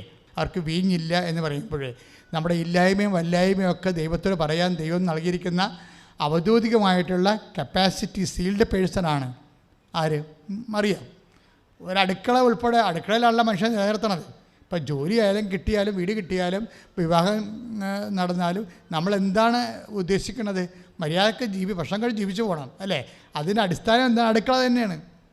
അമ്മ നിൽക്കണ അടുക്കളയിലാണ്, മർമ്മപ്രധാനമായ സ്ഥലത്താണ് നിൽക്കണത്, നിന്നെ നിലനിർത്തണ സ്ഥലത്താണ് നിൽക്കണത്. അവിടെ ഉള്ള പോരായ്മ, അത് വിവാഹത്തിൻ്റെ പോരായ്മയായാലും അതുപോലെ തന്നെ വിദ്യാഭ്യാസത്തിൻ്റെ പോരായ്മയായാലും എല്ലാ പോരായ്മകളും അടിസ്ഥാന പോരായ്മയാണ്. ഈ അടിസ്ഥാന പോരായ്മയ്ക്ക് അതിൻ്റെ ഇല്ലായ്മയ്ക്ക് അതില്ല എന്ന് പറയാൻ ദൈവം ചുമതലപ്പെടുത്തിയ ഒരാളാണ് മറിയം. ദൈവം ചുമതലപ്പെടുത്തിയ ഒരാളാണ്.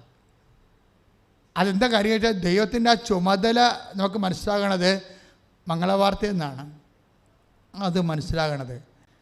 അങ്ങനെ ദൈവചുമതലയുള്ള ഒരാളാണ് ഈ നമ്മൾ ഈശോയും തമ്മിലുള്ള ഉടമ്പടിയുടെ മധ്യസ്ഥയായിട്ട് നിൽക്കണത്. അതുകൊണ്ടാണ് ശരിക്കും വിശ്വസിച്ച് ചെയ്യുന്ന ആൾക്കാർക്ക്, അല്ലെങ്കിൽ ഉടമ്പടി ഉഴപ്പാതെ ചെയ്യുന്ന ആൾക്കാർക്ക് കൃത്യം ആ ടൈമിന് തന്നെ മറുപടി പറയാൻ കാര്യം. ചില ആൾക്കാർ ഉടമ്പടി ഉഴപ്പുന്നുണ്ടല്ലോ. ഇപ്പം ഇന്നലെ ഈ ദിവസങ്ങളിലെ അനു എന്നും പറഞ്ഞ് അബുദാബി, നിങ്ങൾ ആ സാക്ഷ്യം കേട്ട് കാണാം അല്ലേ.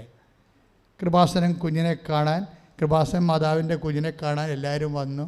ആശുപത്രിയിൽ തൊട്ടിൽ കണ്ട് പ്രാർത്ഥിച്ചു പോയെന്നൊക്കെ പറഞ്ഞുകൊണ്ട് പെണ്ണ് സാക്ഷ്യം പറഞ്ഞിട്ടുണ്ട്. അനു എന്നവരുടെ പേര്. അവർ മാത്രമല്ല, അവരും ഭർത്താവും ആ കുഞ്ഞും കൂടിയാണ് വന്നത്. അവർക്ക് ഒരു കുഞ്ഞുണ്ടായിരുന്നു നേരത്തെ, അതിപ്പോഴും ഉണ്ട്, ഒരു കുഴപ്പമില്ല. അവർക്കൊരു കുഞ്ഞിനെ കൂടി വേണം. അതും പിന്നെ ജോലി പ്രശ്നം, ഇങ്ങനെ കുറേ കാര്യങ്ങൾ അവർ ഉടമ്പടി ചെയ്യണത്. ഈ അനു ഉടമ്പടി ചെയ്യുമ്പോൾ എന്താ അനു പറയുന്നുണ്ട് ഉടമ്പടി ചെയ്യുമ്പോൾ എന്താ സംഭവം. അവരാദ്യം ഉടമ്പടി ചെയ്തു. ഉടമ്പടി ചെയ്തിട്ട് അവർ പറഞ്ഞു ഞാൻ ഉടമ്പടി ഉഴപ്പി. അവരുടെ സ്വഭാവത്തിലുള്ളതാണ് എല്ലാം ഇങ്ങനെ ഉഴപ്പി, ഓരോ കാര്യം തുടങ്ങി വെക്കും പിന്നെ ഉഴപ്പും. ചില ആൾക്കാർക്ക് അങ്ങനെ ഉണ്ടല്ലോ, അവരുടെ സ്വഭാവത്തിലുള്ളതാണത്. ചില സമയത്ത് ഇങ്ങനെ ആരംഭശൂരത്തിന് കുറേ പള്ളിയിൽ പോവുകയും പ്രാർത്ഥിക്കുകയും ചെയ്യും, അതിൻ്റെ ഉഴപ്പും. പിന്നെ ഒരു ആരംഭശൂരത്തിൽ പൊടുവ് പ്രാർത്ഥിക്കുക തുടങ്ങും, പക്കായിട്ടൊക്കെ ചെയ്യും, പിന്നെ ഉഴപ്പും. ഒരു ആരംഭശൂരത്തിന് വീട്ടിലെല്ലാം ക്ലീൻ ചെയ്തൊക്കെ വെക്കും. അത് 2 ആഴ്ച കഴിയുമ്പോൾ പിന്നെയും പഴയതുപോലെ വീട് പിന്നെയും അടിക്കലും തൂക്കലും ഒന്നും ഇല്ലാതെ ഉഴപ്പും. ഈ ജന്മനായ രക്തത്തിൽ കിടക്കുന്ന ഉഴപ്പാണ് ഇവർക്ക്. അതായത് അത് കാരണം ഇവർ അതുപോലെ തന്നെ അവർ ഉടമ്പടി എടുക്കുമ്പോഴേ ഒന്ന് ശ്രദ്ധിക്കണം. എനിക്കത് ജന്മനാ ഉഴപ്പുള്ള ആൾക്കാർ അവരത് അംഗീകരിക്കണം. എനിക്ക് ജന്മനാ ഉഴപ്പുള്ളതാണ്. ഈ ജന്മനാന്തൻ എന്നൊക്കെ ബൈബിളിൽ പറയില്ല. ജന്മനാ മുടന്തൻ ജന്മനാ ആന്തൻ എന്നൊക്കെ ബൈബിളിൽ പറയില്ല. അതുപോലുള്ള ഒരു സാധനമാണ് ജന്മനാ ഉഴപ്പൻ. എന്നുവെച്ചാൽ അവരെന്ത് ചെയ്താലും അവർ ചെറുതായിട്ടൊന്ന് ഉഴപ്പും. കുറച്ച് കഴിയുമ്പോൾ ആദ്യം ഭയങ്കര ഇതായിരിക്കും. ഇതുപോലെ അനു ആദ്യം 2019 ഉടമ്പടി ചെയ്ത് അത് ഉഴപ്പിപ്പോയി. പിന്നെ അവരെ ഉഴപ്പിയെന്ന് പറഞ്ഞത് എന്താ അറിയാമോ? അവർ പറഞ്ഞത് അത് മുന്നോട്ട് പോകത്തില്ല എനിക്ക് തോന്നിയെന്നാണ്. അതെന്താ പറയണത്? എൻ്റെ കയ്യിരിപ്പ് കൊണ്ടാണ്, എനിക്ക് അത്ര വലിയ വിശ്വാസമൊന്നുമില്ല. അവരങ്ങനെ എല്ലാം കാര്യം പറയുന്നുണ്ട്. എൻ്റെ കയ്യിരിപ്പ് കൊണ്ടാണ്, എനിക്ക് അത്ര വലിയ വിശ്വാസമൊന്നുമില്ല, അതുകൊണ്ട് ഞാൻ ആ ഉടമ്പടി ഉഴപ്പി. പിന്നെ അവർ 2020 ഒരു ഉടമ്പടി എടുത്തു. ഇവിടെ കൃപാസനത്തിൻ്റെ രീതി എന്ന് വെച്ച് കഴിഞ്ഞാൽ നിങ്ങൾക്ക് പഴയ ഉടമ്പടി 2016 ഉടമ്പടി ഉണ്ടെങ്കിൽ അത് കൊണ്ടുവന്ന് പുതിയ ഉടമ്പടി എടുക്കരുത്, അത് പുതുക്കാനേ പറയത്തുള്ളൂ. എന്നാൽ സീനിയോറിറ്റി കിട്ടാൻ വേണ്ടിയാണ്. അത് സീനിയോറിറ്റി കിട്ടുമല്ലോ. അതൊരു 4 കോളം കഴിഞ്ഞാൽ പിന്നെ ബ്ലൂ ആയിട്ടുള്ള ഉടമ്പടി നീല പേപ്പർ കിട്ടുമല്ലോ. അപ്പോൾ അത് കാണിച്ചാൽ പിന്നെ കൗൺസിലിംഗ് മെസ്സേജൊക്കെ കിട്ടും. അത് വെച്ച് കഴിഞ്ഞാൽ കൗൺസിലിംഗ് മെസ്സേജ് പറയും നീല പേപ്പർ ആണെങ്കിൽ. അപ്പോഴേ പരമാവധി പഴയ ഉടമ്പടി തന്നെ നിങ്ങൾ വീണു പോയാലും തിരിച്ചു കൊണ്ടുവന്ന് അത് കുമ്പസാരിച്ച്, അല്ലെങ്കിൽ കുമ്പസാരിക്കാൻ പറ്റാത്ത സഭയിലുള്ളവരാണെങ്കിൽ അങ്ങനെ ഏതായാലും അത് പുതുക്കിയെടുക്കണം. മനസ്സാക്ഷിക്കനുസരിച്ച് അത് പുതുക്കിയെടുക്കണം. പുതുക്കിയെടുത്താൽ അത് കണ്ടിന്യൂ ചെയ്ത് നമുക്ക് സീനിയോറിറ്റി കിട്ടും. ഇപ്പോൾ ഞങ്ങളാണെങ്കിലും ഇത് പഴയ ഉടമ്പടിയാണെന്ന് ചോദിക്കുമ്പോൾ ഇത്രയും നാൾ നേരത്തെ വന്നോണ്ട ആളല്ലേ എന്ന് വിചാരിക്കുമ്പോൾ നിങ്ങൾക്ക് എന്തെങ്കിലും പ്രശ്നം ഉണ്ടായാൽ ഉടനെ എമർജൻസി ആയിട്ട് കൗൺസിലിങ്ങിന് വിളിക്കും. കാര്യം നിങ്ങൾ പണ്ട് വന്നിരുന്ന ആളാണല്ലോ. പിന്നെ പ്രളയം കോവിഡൊക്കെ വന്ന് എന്തെങ്കിലും വീണ് പോയതല്ലേ. അപ്പോൾ അതുകൊണ്ട് ഞങ്ങൾക്കതൊന്നും പ്രശ്നമല്ല. അതുകൊണ്ട് പഴയ ഉടമ്പടി പുതുക്കണം. പക്ഷേ ഇവരെന്ന് വെച്ച് കഴിഞ്ഞാൽ ഇവരെന്നാ വെച്ച് കഴിഞ്ഞാൽ ഇവർ മൂന്നാമത്തെ ഉടമ്പടി എടുത്ത്, എന്ത് പരിപാടിയാണ് ഈ മനുഷ്യൻ കാണിക്കണത്, മൂന്നാമത്തെ ഉടമ്പടി എടുത്ത്. അപ്പോഴേ മൂന്നാമത്തെ ഉടമ്പടിയിലുള്ള ഒരു പ്രശ്നം വെച്ച് കഴിഞ്ഞാൽ അവർക്കൊരു കുഞ്ഞിനെ വേണം. അതാണ് പ്രശ്നം. മൂന്നാമത്തെ ഉടമ്പടി എടുത്തെങ്കിൽ ഈ മൂന്നാമത്തെ ഉടമ്പടിയും ഇവർ ഉഴപ്പും. പക്ഷെ കുഞ്ഞിനെ കിട്ടും. അതെന്താ പ്രശ്നം വെച്ച് കഴിഞ്ഞാൽ ഉടമ്പടിയുടെ ഒരു ലെവല് നമ്മൾ ഉഴപ്പിയാൽ ഇതിൻ്റെ ഒരു കക്ഷി ആരാണ്? ദൈവമല്ലേ. ഒരു കക്ഷി മാത്രമല്ല നമ്മളുള്ളൂ. ഇതിൻ്റെ അതർ എൻഡിൽ ആരാണ്? നമ്മൾ പരിശുദ്ധ അമ്മയുടെ മധ്യസ്ഥത്തിൽ ഈശോയോടല്ലേ ഉടമ്പടി ചെയ്യണത്. അപ്പോഴേ ഇതിൻ്റെ പ്രശ്നം വെച്ച് കഴിഞ്ഞാൽ നമ്മൾ ഉഴപ്പിയാലും ദൈവം ഉഴപ്പത്തില്ല. ആ ഉടമ്പടിയുടെ ഭാഗം കുഞ്ഞിനെ വേണമെന്നുള്ളതാണ് ഇവിടെ ഉടമ്പടി ചെയ്തത്. ദൈവം കുഞ്ഞിനെ കൊടുത്തു. പക്ഷേ ഇവൾ ഉടമ്പടി ഉഴപ്പി. ദൈവം എന്താ കുഞ്ഞിനെ ഉടമ്പടി ഉഴപ്പിയിട്ടും കുഞ്ഞിനെ കൊടുത്തത് എന്തുകൊണ്ടാണ്? ഉടമ്പടി ഉഴപ്പി, പക്ഷെ എന്താ കുഞ്ഞിനെ കൊടുത്തത്? അതിന് കാര്യം നമ്മളെ ഈ അവിശ്വസ്തനായിരുന്നാലും ഇപ്പോൾ 2 തിമോത്തി 2:13 ഒരു വചനമുണ്ട്. 2 തിമോത്തി 2:13 എന്താ വെച്ച് കഴിഞ്ഞാൽ നമ്മൾ അവിശ്വസ്തനായിരുന്നാലും ദൈവം വിശ്വസ്തനായിരിക്കും. അങ്ങനെ ഏറ്റവും ഇതൊരു ക്യാപിറ്റൽ വേർഡാണ്. ഒന്ന് പറഞ്ഞേ, നമ്മൾ അവിശ്വസ്തനായിരുന്നാലും ദൈവം വിശ്വസ്തനായിരിക്കും. ഉടമ്പടിയുടെ ഒരു കക്ഷി ദൈവമല്ലേ, ഒരു കക്ഷിയല്ലേ നമ്മൾ. ഒരു കക്ഷി ഈശോ, ഒരു കക്ഷി നമ്മൾ. മാതാവ് ഇതിൻ്റെ ഇറസിസ്റ്റബിളായിട്ടുള്ള മീഡിയേറ്ററാണ്, സാക്ഷിയാണ്, മധ്യസ്ഥയാണ്. അപ്പോൾ ഈ ദൈവം ആ വിഷയം നിറവേറ്റും. പക്ഷെ ഉള്ള പ്രശ്നം വെച്ച് കഴിഞ്ഞാൽ ഈ അനുഗ്രഹമല്ല ഒരു പ്രശ്നം. ഞാൻ അങ്ങനെയത് പഠിച്ചത്. അനുഗ്രഹം ഇപ്പോൾ കുട്ടി, അല്ലെങ്കിൽ വീട്, അല്ലെങ്കിൽ ജോലി, അല്ലെങ്കിൽ പരീക്ഷാ വിജയം, ഇത് കൊണ്ട് ജീവിതം അവസാനിക്കുമോ? ഇല്ല. അവസാനിക്കുമോ? ഇല്ല. അതായത് അനുഗ്രഹമല്ല വിഷയം. നമുക്ക് വേണ്ടത് എന്താണ്? അനുഭവിക്കാനുള്ള യോഗ്യത. അനുഭവിക്കാനുള്ള യോഗ്യതയാണ് നമുക്ക് വേണ്ടത്. ഇത് വേറൊരു വിഷയമാണത്. അത് നിങ്ങൾ ടാർഗറ്റ് ചെയ്യേണ്ട ഒരു വിഷയമാണ്. അതായത് എല്ലാവരും ടാർഗറ്റ് ചെയ്യണത് അനുഗ്രഹത്തിന് വേണ്ടിയാണ്. അനുഗ്രഹത്തിന് വേണ്ടി പ്രാർത്ഥിക്കുക പോലും വേണ്ട. അനുഗ്രഹത്തിന് വേണ്ടി ഇപ്പോൾ ഒരു വീട് കിട്ടാൻ പ്രാർത്ഥിക്കേണ്ട ഒരു കാര്യമില്ല. ഒരു കുട്ടി ഉണ്ടാകാൻ പ്രാർത്ഥിക്കേണ്ട ഒരു കാര്യമില്ല. അതുപോലെ തന്നെ വിവാഹം കഴിക്കാൻ പ്രാർത്ഥിക്കേണ്ട ഒരു കാര്യമില്ല. പ്രൊമോഷനും PR-നും ഒന്നും പ്രാർത്ഥിക്കേണ്ട കാര്യമില്ല. ഇതെന്താ കാര്യം വെച്ച് കഴിഞ്ഞാൽ ഇതൊക്കെ ജനറ്റിക്കൽ ബ്ലെസ്സിങ്സിലുള്ള പാക്കേജാണ്. ദൈവം ഉടമ്പടി കൊടുക്കുമ്പോൾ നോക്ക് പ്രളയത്തെ അതിജീവിച്ച് കഴിഞ്ഞിട്ട് ദൈവം നോക്കുമായിട്ട് മഴവില്ലിനെ സാക്ഷി നിർത്തിക്കൊണ്ട് ഉടമ്പടി ചെയ്യുമല്ലോ. മഴവില്ലിനെ സാക്ഷി നിർത്തിക്കൊണ്ട് നോക്കിനെ ഉടമ്പടി ചെയ്യത്തില്ലേ? അപ്പം പറയുന്നൊരു വാക്കാണ് എന്താണ്? നീ സന്താന പുഷ്ടിയുള്ളവരായി പെരുകി ഭൂമി കീഴടക്കാൻ പറയും. ഉൽപ്പത്തി പുസ്തകം. സന്താന പുഷ്ടിയുള്ളവരായി പെരുകി ഭൂമി കീഴടക്കാൻ. അപ്പോൾ സന്താന പുഷ്ടിയും വിവാഹവും ദൈവം കൊടുത്തിരിക്കുന്ന ബുദ്ധി കൊണ്ട് പഠിക്കുകയോ ഉദ്യോഗം മേടിക്കുകയോ വീട് വെക്കുകയോ സ്ഥലം വാങ്ങുകയോ പ്രൊമോഷൻ സംഘടിപ്പിക്കുകയോ ഒക്കെ ചെയ്യണത് പ്രാർത്ഥനയുടെ ഒരു ഭാഗമല്ല.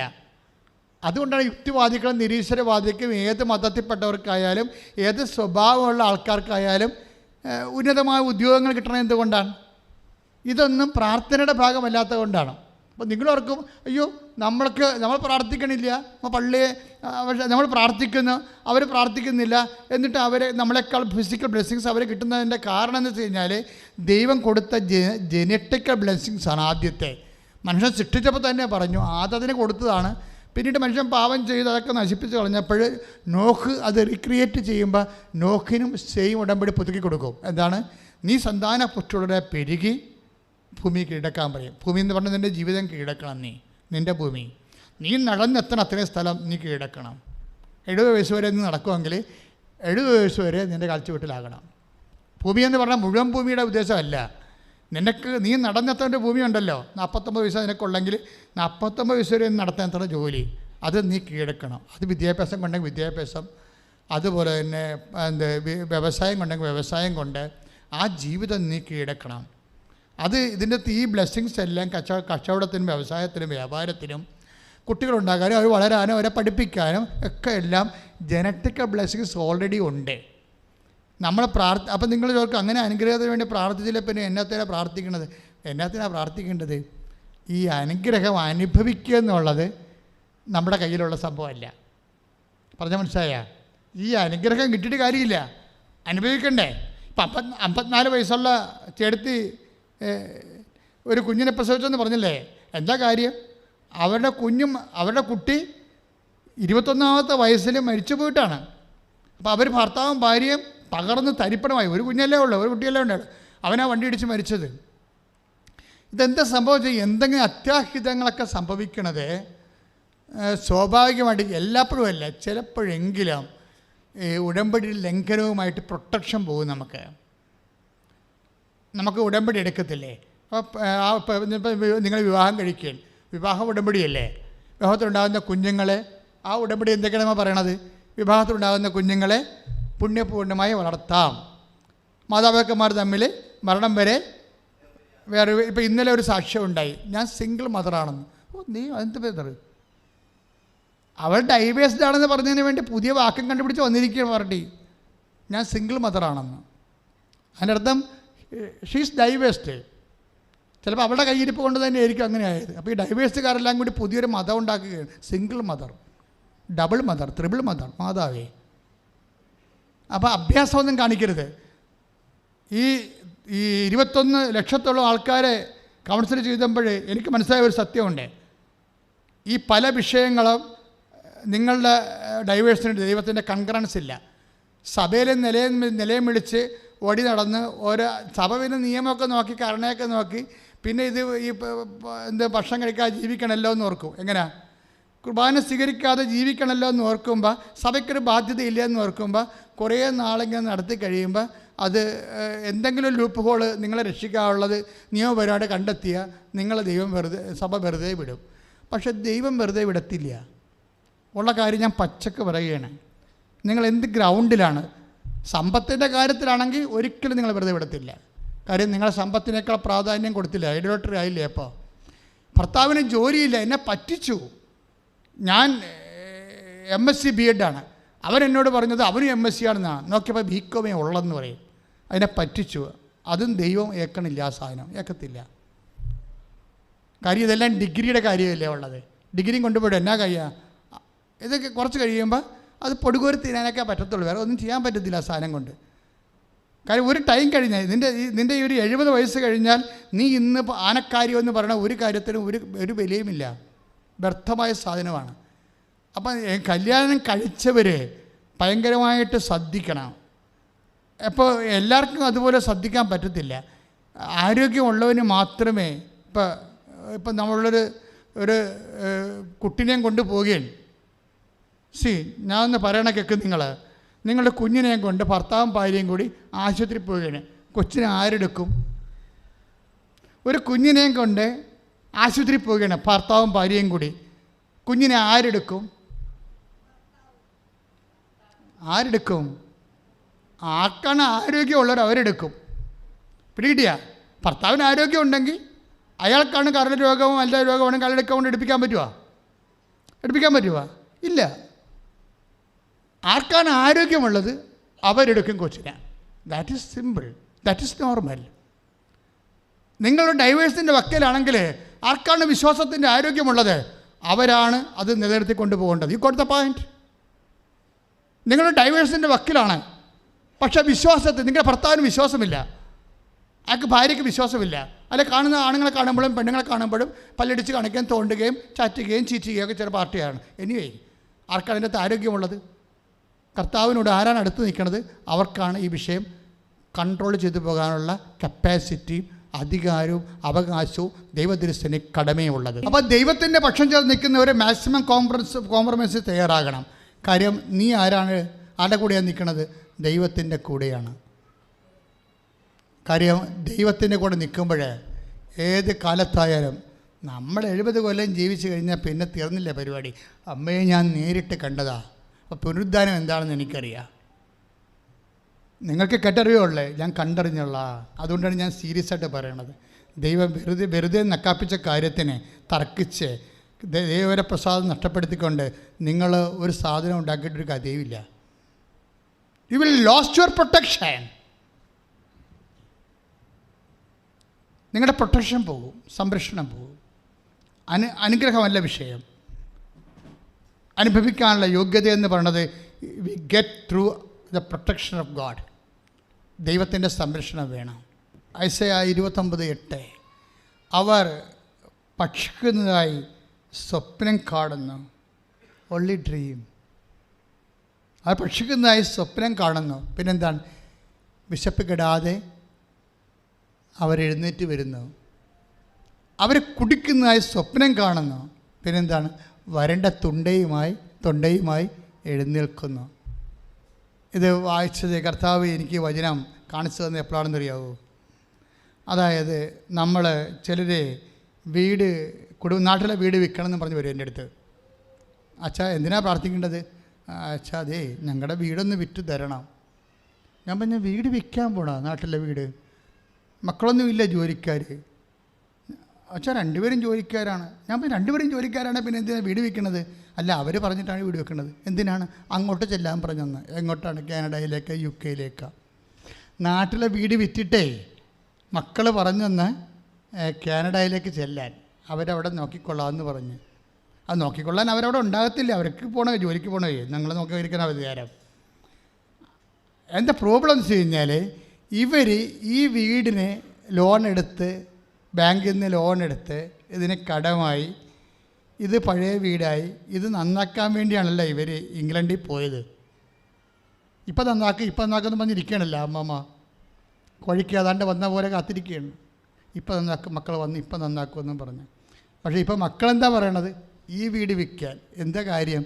ഇവരവിടെ പോയൊരു വീട് വാങ്ങിച്ച്, ആദ്യം ഭർത്താവ് ഉണ്ടായി, അത് പയ്യൻസ് ഉണ്ടായി, പിന്നെ കല്യാണം കഴിക്കണമെങ്കിൽ അവിടെ ഒരു മലയാളി കുടുംബമായിട്ട് താമസിക്കുന്നവൻ വാടക 50-50 ചെയ്ത് കൊടുക്കുകയാണ്. അത് കഴിഞ്ഞപ്പോൾ കല്യാണം കഴിക്കണ്ടേ? അപ്പോൾ അതിനെ അവർ ആ മലയാളി ആൾക്കാർ ഇതിൻ്റെ ഇടയിൽ പോയി അവിടുന്ന്. അവർക്ക് ജോലി കിട്ടിയപ്പോൾ വേറെ ജോലി കിട്ടിയപ്പോൾ അവർ ട്രാൻസ്ഫർ ആയിപ്പോയി. അപ്പോൾ ഈ വീടിൻ്റെ വാടക മൊത്തം ഈ മനുഷ്യൻ്റെ പെടലിക്കായി. അപ്പോൾ ആ വീടായാലും ഭാര്യയും ഭർത്താവും കൂടി ആ വീട് വിലക്കെടുത്ത് 3.5 കോടിക്ക് വിലക്കെടുത്ത് 3.5 കോടിക്ക് വിലക്കെടുത്ത് കഴിഞ്ഞപ്പോൾ അത് എല്ലാ അമ്മയോടും അപ്പനോടും ചോദിച്ചിട്ടാണ് എടുത്തത്. ചോദിക്കാവൊന്നും ചെയ്തിട്ടില്ല. കാര്യം അമ്മയും ഞങ്ങളിവിടെ ഒരുമിച്ച് താമസിക്കുകയാണ്. ഇപ്പോൾ അവർ വാടകയ്ക്ക് തന്ന ആൾക്കാർ പോയി ഇവിടുന്ന്. ഇപ്പോൾ വീടിൻ്റെ മുഴുവനും ഹൗസ് ഓണർ പറഞ്ഞ് നിങ്ങളിതാ, അല്ലെങ്കിൽ വേറെ ആൾക്കാർ നിങ്ങൾ പൊറപ്പിച്ചോ, എനിക്കെൻ്റെ കാശ് കിട്ടിയാൽ മതി എന്നുള്ളതാണ്. വേറെ ആൾക്കാർ നോക്കി നോക്കാൻ അവർക്ക് നേരെയില്ല. ഞങ്ങൾക്ക് മലയാളീസിനെ കിട്ടിയില്ലെന്ന് പറഞ്ഞ്. അപ്പോൾ അങ്ങനെ വന്നപ്പോൾ എന്താ സംഭവിച്ചിരിക്കണത്? ആ വീടിൻ്റെ മുഴുവൻ വാടക ഇവരുടെ തലയിലായി. ചിലപ്പോൾ 1-2 ലക്ഷം രൂപ വരുമായിരിക്കും വാടക.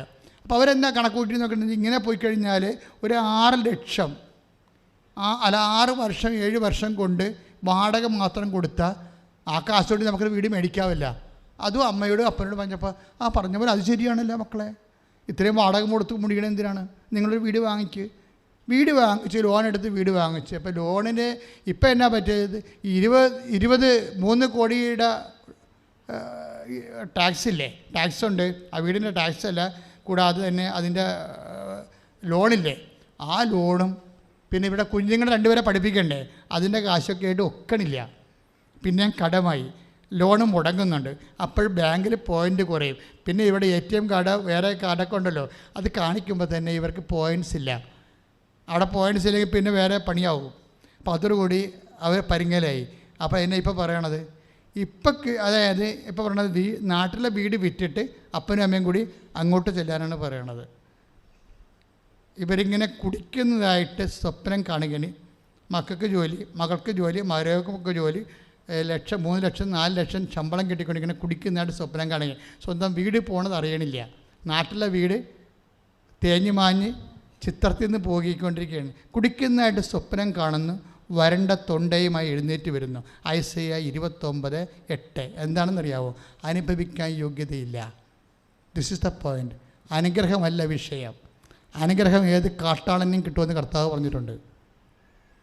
കർത്താവ് മാത്രമേ നട്ടലോടെ അങ്ങനെ പറഞ്ഞിട്ടുള്ളൂ. അനുഗ്രഹം ഏത് കാട്ടാളനെയും കിട്ടും. അത് പാപവുമായിട്ടൊരു ബന്ധവുമില്ല. കൊലയും എന്ത് പരിപാടിയും കൊണ്ട് കലാപരിപാടിയും കൊണ്ട് നടന്നാലും അനുഗ്രഹം കിട്ടും. അത് കൊടുത്തു പോയതാണ് നേരത്തെ, ജനറ്റിക്കൽ ബ്ലെസ്സിങ്സ് ആണ്.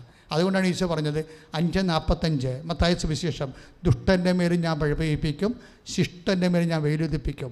പോരെ? പിന്നെന്തിനാണ് പ്രാർത്ഥിക്കണത്? പ്രാർത്ഥിക്കേണ്ട അനുഗ്രഹം കിട്ടാൻ വേണ്ടി മക്കൾ പ്രാർത്ഥിക്കേണ്ട കാര്യമില്ല. പിന്നെ എന്തിനാണ് പ്രാർത്ഥിക്കേണ്ടത്? അനുഭവിക്കാനുള്ള യോഗ്യത. പ്രാർത്ഥിക്കുക, കർത്താവ് ദൈവമേ, അനുഗ്രഹത്തെക്കാൾ അത് നിലനിന്ന് കിട്ടാനുള്ള യോഗ്യതയ്ക്കായി കിട്ടിയ അനുഗ്രഹം അനുഭവിക്കാനുള്ള യോഗ്യതയ്ക്കായി ഉടമ്പടി എടുത്ത് പ്രാർത്ഥിക്കുന്ന ഞങ്ങൾക്ക് അങ്ങയോട് വിശ്വസ്തത പാലിക്കുവാൻ അനുഗ്രഹം നൽകണമേ. ശ്രുതികട്ടെ. ഉടമ്പടി ഉഴപ്പിയ ഒരു കക്ഷിയാണ്. എബ്രാഹത്തിൻ്റെ മരുമകളായിട്ട് കൂട്ടാൻ പറ്റിയ പറ്റിയ എബ്രാഹമാണല്ലോ ഉടമ്പടി ഉഴപ്പിയ ആൾ. സെൻറ്റ് പോളിൻ്റെ കാലത്ത് മാതാവ് എൻ്റെ അധ്യായമയെക്കുറിച്ച് ജോണിനെ പോലെ സെൻറ്റ് പോളിന് അറിയത്തില്ലായിരുന്നു. വിശുദ്ധ യോഹന്നാനെ പോലെ വിശുദ്ധ പൗലോസിന് മാതാവിനെക്കുറിച്ചൊരു ഗ്രാഹ്യമില്ലായിരുന്നു. അതുകൊണ്ടാണ് കാലഹരണപ്പെട്ട ഒരു വിശ്വാസത്തിൻ്റെ പ്രതീകത്തെ പുള്ളിക്കാരൻ ഉയർത്തിക്കൊണ്ട് വന്നത്. എബ്രാഹാം ഒരു പ്രാദേശിക കാലത്ത്, അങ്ങയുടെ കാലത്ത് മാത്രം പറ്റുന്നൊരു മാതൃകയാണ്. അങ്ങയുടെ കാലത്ത് മാത്രം. വിശ്വാസത്തിൻ്റെ എക്കാലവുമല്ല ഒരു കാലാതീത മാതൃകയല്ല എബ്രാഹാം. അങ്ങയുടെ കാലത്ത് മാത്രം കൊള്ളാവുന്ന ഒരു മാതൃകയാണ്. പക്ഷെ മാതാവ് വിശ്വാസത്തിൻ്റെ കാലാതീത മാതൃകയാണ്. ശ്രുതികട്ടെ. ജിന്ന് പാർട്ടിയായിരുന്നു. എന്തെല്ലാം കലാപരിപാടി കാണിച്ചത് നമുക്ക് ബൈബിളിലുണ്ട്. അത് നമുക്കിവിടെ വിവരിക്കേണ്ട കാര്യമില്ല. അവരത്ര കണ്ട് അവരെ നമ്പാൻ പറ്റത്തില്ലെന്ന് സാറാച്ചെടുത്തേക്ക് മനസ്സിലായി. ഇനി ഇവരുടെ മക്കളുമൊക്കെ ഇയാളുടെ ജോത്തിൻ്റെ ആൾക്കാരുമൊക്കെ വേലക്കാരുമൊക്കെ വില്ലന്മാരാണ്. തമ്മിലടിയാണ് എപ്പോഴും. എബ്രാഹത്തിൻ്റെ ആൾക്കാരോട് തമ്മിലടിയാണ്. സാറയുടെ സമാധാനം പോയി. അങ്ങനെയാണ് ഉടമ്പടി ഉഴപ്പാൻ കാരണം.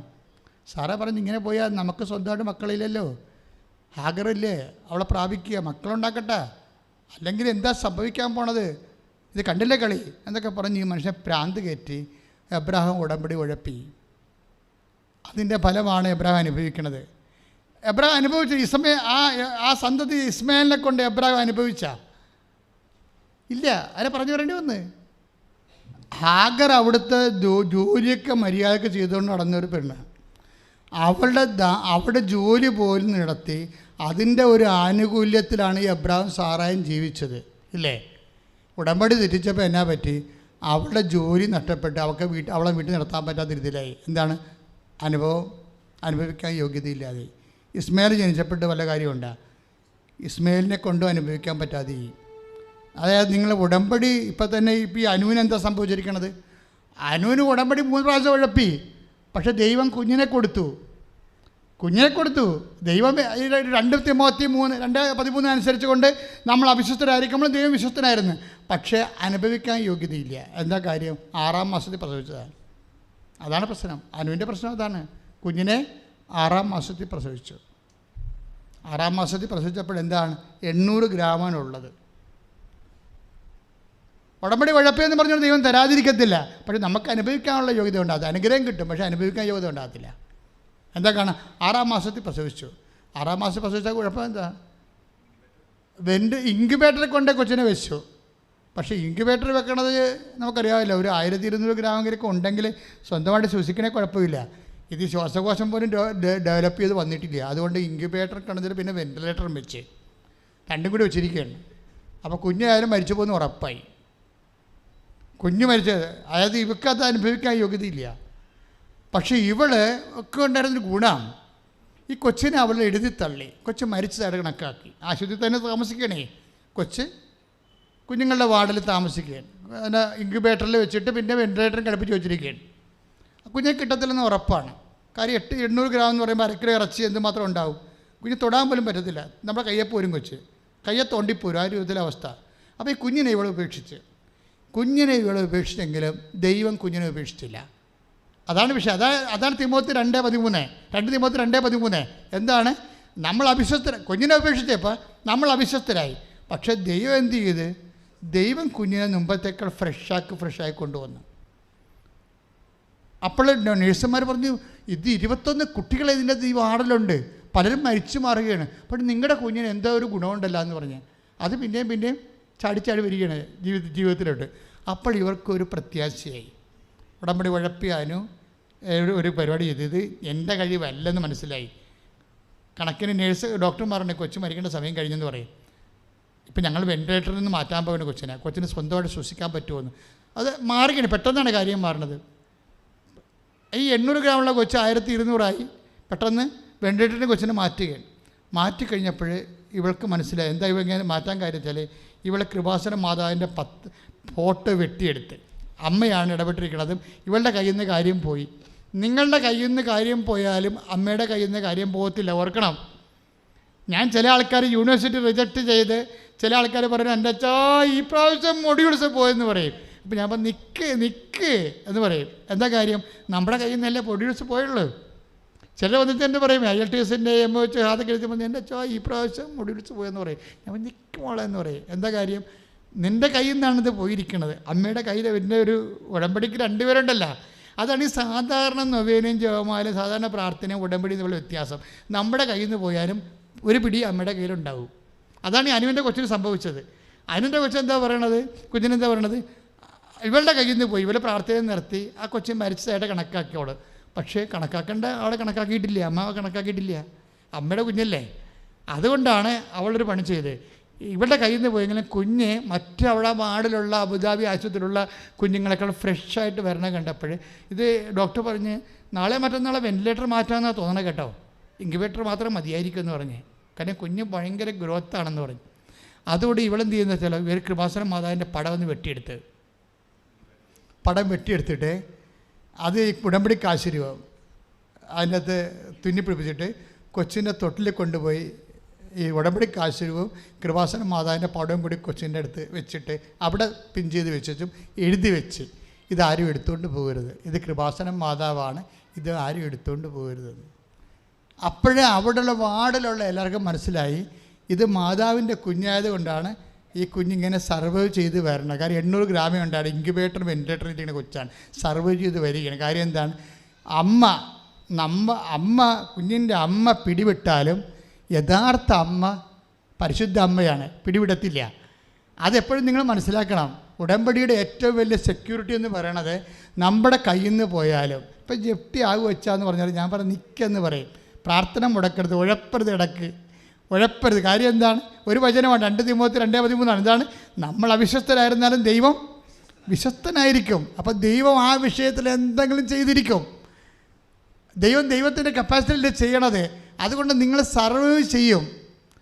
അതെന്താ കാര്യം വെച്ചാൽ ഇത് ഉടമ്പടിയുടെ പാക്കേജിൽ ദൈവം അനാദികാലം മുതൽ നൽകിയിട്ടുള്ള ദൈവത്തിൻ്റെ വാഗ്ദാനമാണ്. നമ്മളത് പ്രാർത്ഥിച്ചും വിശ്വസ്തത കാണിച്ചുമാണ് ഇത് പാലിക്കുന്നത്. അപ്പോൾ അതോടുകൂടി ആൾക്കാരൊക്കെ വന്ന് കുഞ്ഞിനെ കാണാനും കുഞ്ഞിനെ അടുത്ത് നിന്ന് പ്രാർത്ഥിക്കാനും തുടങ്ങി. കൊച്ചു ഒക്കെയായി. ഇവിടെ കഴിഞ്ഞ ആഴ്ചയിലാണ് വന്നത് കൊച്ചിനെയും കൊണ്ട്. എന്ത് പൊടി, അതല്ല അടിപൊളി കൊച്ച്, സൂപ്പർ. നമ്മൾ ഒരിക്കലും പറയത്തില്ല ഇത് ഇറക്കമേ ഉണ്ടായുള്ളൂ. അതായത് ദൈവം തരുമ്പോൾ എല്ലാം പരിഹരിച്ചാണ് തരണത്. ദൈവം നിനക്ക് തരുമ്പോഴും എല്ലാം പരിഹരിച്ച് തരത്തുള്ളൂ. പിന്നെ വിശ്വസ്തത കാണിച്ചു, മാതാവിനെ അക്സെപ്റ്റ് ചെയ്തു. ആ രൂപം കൊണ്ട് അവിടെ വെച്ച് കെട്ടിവെച്ച് കഴിഞ്ഞപ്പോഴാണ് അവൾ വിശ്വസ്തത, ദൈവത്തോട് വിശ്വസ്തത കാണിച്ചിട്ട് ഉടമ്പടി പ്രാർത്ഥന റീസ്റ്റാർട്ട് ചെയ്തപ്പോഴാണ് കുഞ്ഞ് പിക്കപ്പ് ചെയ്ത് അവൾക്ക് ജീവനോടെ കിട്ടിയത്. എബ്രാഹത്തിന് സംഭവിച്ചത് അതാണ്. എബ്രാഹത്തിന് ഇസഹാക്കിനെ ബലിയർപ്പിക്കേണ്ടി വരത്തില്ലായിരുന്നേ. എബ്രാഹിം ഇരന്ന് മേടിച്ചൊരു പണിയാണത്. സംഗതി പരീക്ഷണം എന്നൊക്കെയാണ് നമ്മൾ പറയുമെങ്കിലും, വലിയ കാര്യത്തിലൊക്കെ നമ്മളത് കെട്ടിഘോഷിച്ച് എബ്രാഹത്തിൻ്റെ ബലിയെക്കുറിച്ച് പറയുമെങ്കിലും, എബ്രാഹിം ആ സംഭവം ഇരന്ന് മേടിച്ചതാണ്. എന്താ കാര്യം എന്നറിയാവോ? അവനോട് ചെയ്ത ഉടമ്പടി അവൻ ഇടയ്ക്ക് വെച്ച് ഉഴപ്പി ഹാഗറിനെ പ്രാപിച്ചു. അതാണ് വിഷയം വന്നതിൻ്റെ അകത്ത്. അതുകൊണ്ട് ഇതിനെ പറ്റി കർത്താവിൻ്റെ ഉടമ്പടിയെ ഉഴപ്പിയത് കൊണ്ട്, കർത്താവിനോട് വിശ്വസ്തത കാണിക്കാതിരുന്നത് കൊണ്ടും, പക്ഷേ ദൈവം എന്ത് ചെയ്ത്?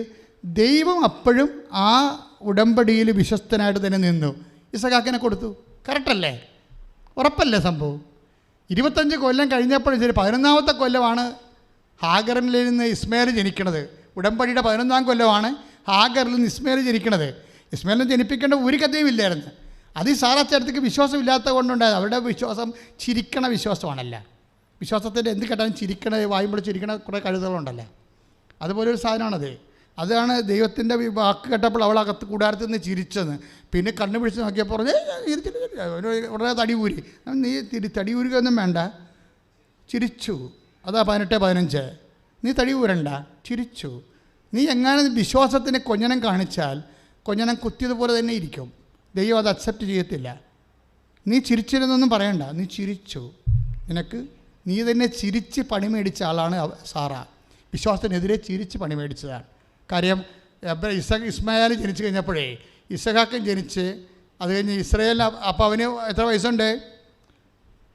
ഈ ഇസഹാക്ക് ജനിക്കണ കാലത്ത് അവന് 11, 9, 14 വയസ്സുണ്ട്.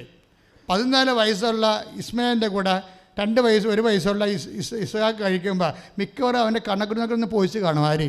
ഇസ്മായിൽ. ഇസഹാക്കിൻ്റെ പണി മേടിച്ച്, ആ ചിരിച്ച് പണി മേടിച്ചതാണ്. ചിരിച്ച് പണി മേടിച്ചത്. അപ്പോഴാണ് പറഞ്ഞത് ഇവരെ കളഞ്ഞില്ലേ പറ്റത്തില്ലെന്ന് പറഞ്ഞാണ്. അങ്ങനെ കളഞ്ഞു. പക്ഷേ സാറായുടെ വാക്ക് ദൈവത്തിൻ്റെ വാക്കിനേക്കാൾ വില കൊടുത്തു എബ്രാഹാം. എബ്രാഹാം ഒന്നുറങ്ങിയാൽ തീരണ പ്രശ്നമല്ലത്. കാര്യം ഉടമ്പടി എന്ന് പറയുന്നത് അവൻ പറയണ പോലെ ചെയ്യണതാണ്. അവൻ പറഞ്ഞതുപോലെ ചെയ്തോളാവുന്നതാണ്. സീനായി മലമുകളിൽ നിന്നുകൊണ്ട് താഴെ മോസസ് പറയുമ്പോൾ ജനങ്ങൾ എന്താ പറയണത്? കർത്താവ് പറഞ്ഞതുപോലെ ഞങ്ങൾ നിറവേറ്റിക്കൊള്ളാവുന്ന ജനങ്ങൾ പറയണതാണ്. ജനങ്ങൾ പറയുന്ന സ്ഥാനത്ത് നിന്നിരുന്നവരാണ് എബ്രാഹമാണ്. എബ്രാഹാം ദൈവത്തിൻ്റെ വാക്ക് കേട്ടില്ല. സാറയുടെ വാക്കിന് ദൈവത്തിൻ്റെ വാക്കിനേക്കാൾ പ്രാധാന്യം കൊടുത്തപ്പോഴാണ് ഇസ്മായിൽ എന്നുള്ള ആ വ്യക്തി ജനിക്കണത്. അതുകൊണ്ടാണ് എബ്രാഹത്തിന് സമാധാനം അനുഭവിക്കാൻ പറ്റാതെ വന്നത്. പിന്നെ അടിപൂരമല്ലേ കുടുംബത്തിൽ? കുടുംബത്തിൽ എന്തെല്ലാം പ്രശ്നങ്ങളാണ് കുടുംബത്തിൽ ഉണ്ടാക്കുന്നത്. അത് ഇതെല്ലാം ഇരന്ന് വാങ്ങിച്ചതാണ്. പക്ഷേ എബ്രാഹാം ഒരിക്കലും എബ്രാഹത്തിൻ്റെ വിശ്വസ്തത എബ്രാഹാം കളഞ്ഞു കുളിച്ചപ്പോഴേ ദൈവം വിശ്വസ്തനായിട്ട് നിന്നു. പക്ഷേ ദൈവം വിശ്വസ്തനായിട്ട് നിൽക്കുമ്പോൾ ഒരു പ്രശ്നമുണ്ട്. എന്താ പ്രശ്നം? റീടെസ്റ്റ് എഴുതാൻ പറയും. ഒരു പരീക്ഷ തോറ്റില്ലേ? ദൈവത്തിൻ്റെ വാക്കിനെ വില കൽപ്പിക്കാതെ സാറയുടെ വാക്ക് വില കൽപ്പിച്ചുകൊണ്ട് വിശ്വസ്തതയിൽ എബ്രാഹാം പരാജയപ്പെട്ടില്ലേ? എന്നിട്ടും ദൈവം വിശ്വസ്തനായി നിന്നില്ലേ? അതുകൊണ്ട് നിങ്ങൾ അനുഭവിക്കാമെന്നൊന്നും വിചാരിക്കരുത്. ദൈവം പറഞ്ഞ് നിനക്ക് അനുഭവിക്കാൻ യോഗ്യത ഉണ്ടാണെങ്കിൽ നീ റീടെസ്റ്റ് ചെയ്യണം. എന്താണ്? ഇസഹാക്കിനെ കൊല്ലണം. പോരെ? ഇരന്ന് പണി മേടിച്ചാണ് സംഭവം. അതായത് നിങ്ങൾ ദൈവത്തിൻ്റെ തിരുസ്ഥന അവിശ്വസ്തത കാണിച്ചാൽ ഈ ഭൂമി വെച്ച് നിങ്ങളെക്കൊണ്ട് തന്നെ ദൈവം വിശ്വസ്തത പാലിക്കുന്നതിനുള്ള പരീക്ഷണങ്ങൾ നൽകുമ്പോൾ നിങ്ങൾ ബോധപൂർവ്വം ഉറച്ചു നിൽക്കുന്ന അതിനെ അതിജീവിക്കണം. Stand up to him, strong in faith എന്നെന്തുകൊണ്ടാണ് പത്രോസ് പറഞ്ഞത്? ഇങ്ങനെ എന്തെങ്കിലും ഉടമ്പടിക്കാലത്ത് എന്തെങ്കിലും അവിശ്വസ്ത വന്നു പോയിട്ടുള്ളവരെ, ഇപ്പോൾ അനുവിനെപ്പോലെ കണ്ടില്ലേ? അനു ഉടമ്പടി 3 പ്രാവശ്യം എടുത്ത് 3 പ്രാവശ്യം ഉഴപ്പി കുഞ്ഞിനെ കൊടുത്തു. പക്ഷേ 6 മാസമായിപ്പോയി. പിന്നെ എന്ത് ചെയ്ത്? പിന്നെ ഉടമ്പടി ഉറപ്പിച്ച് കഴിഞ്ഞപ്പോഴാണ് ആ കുഞ്ഞിനെ അവർക്ക് കൊടുത്തത്.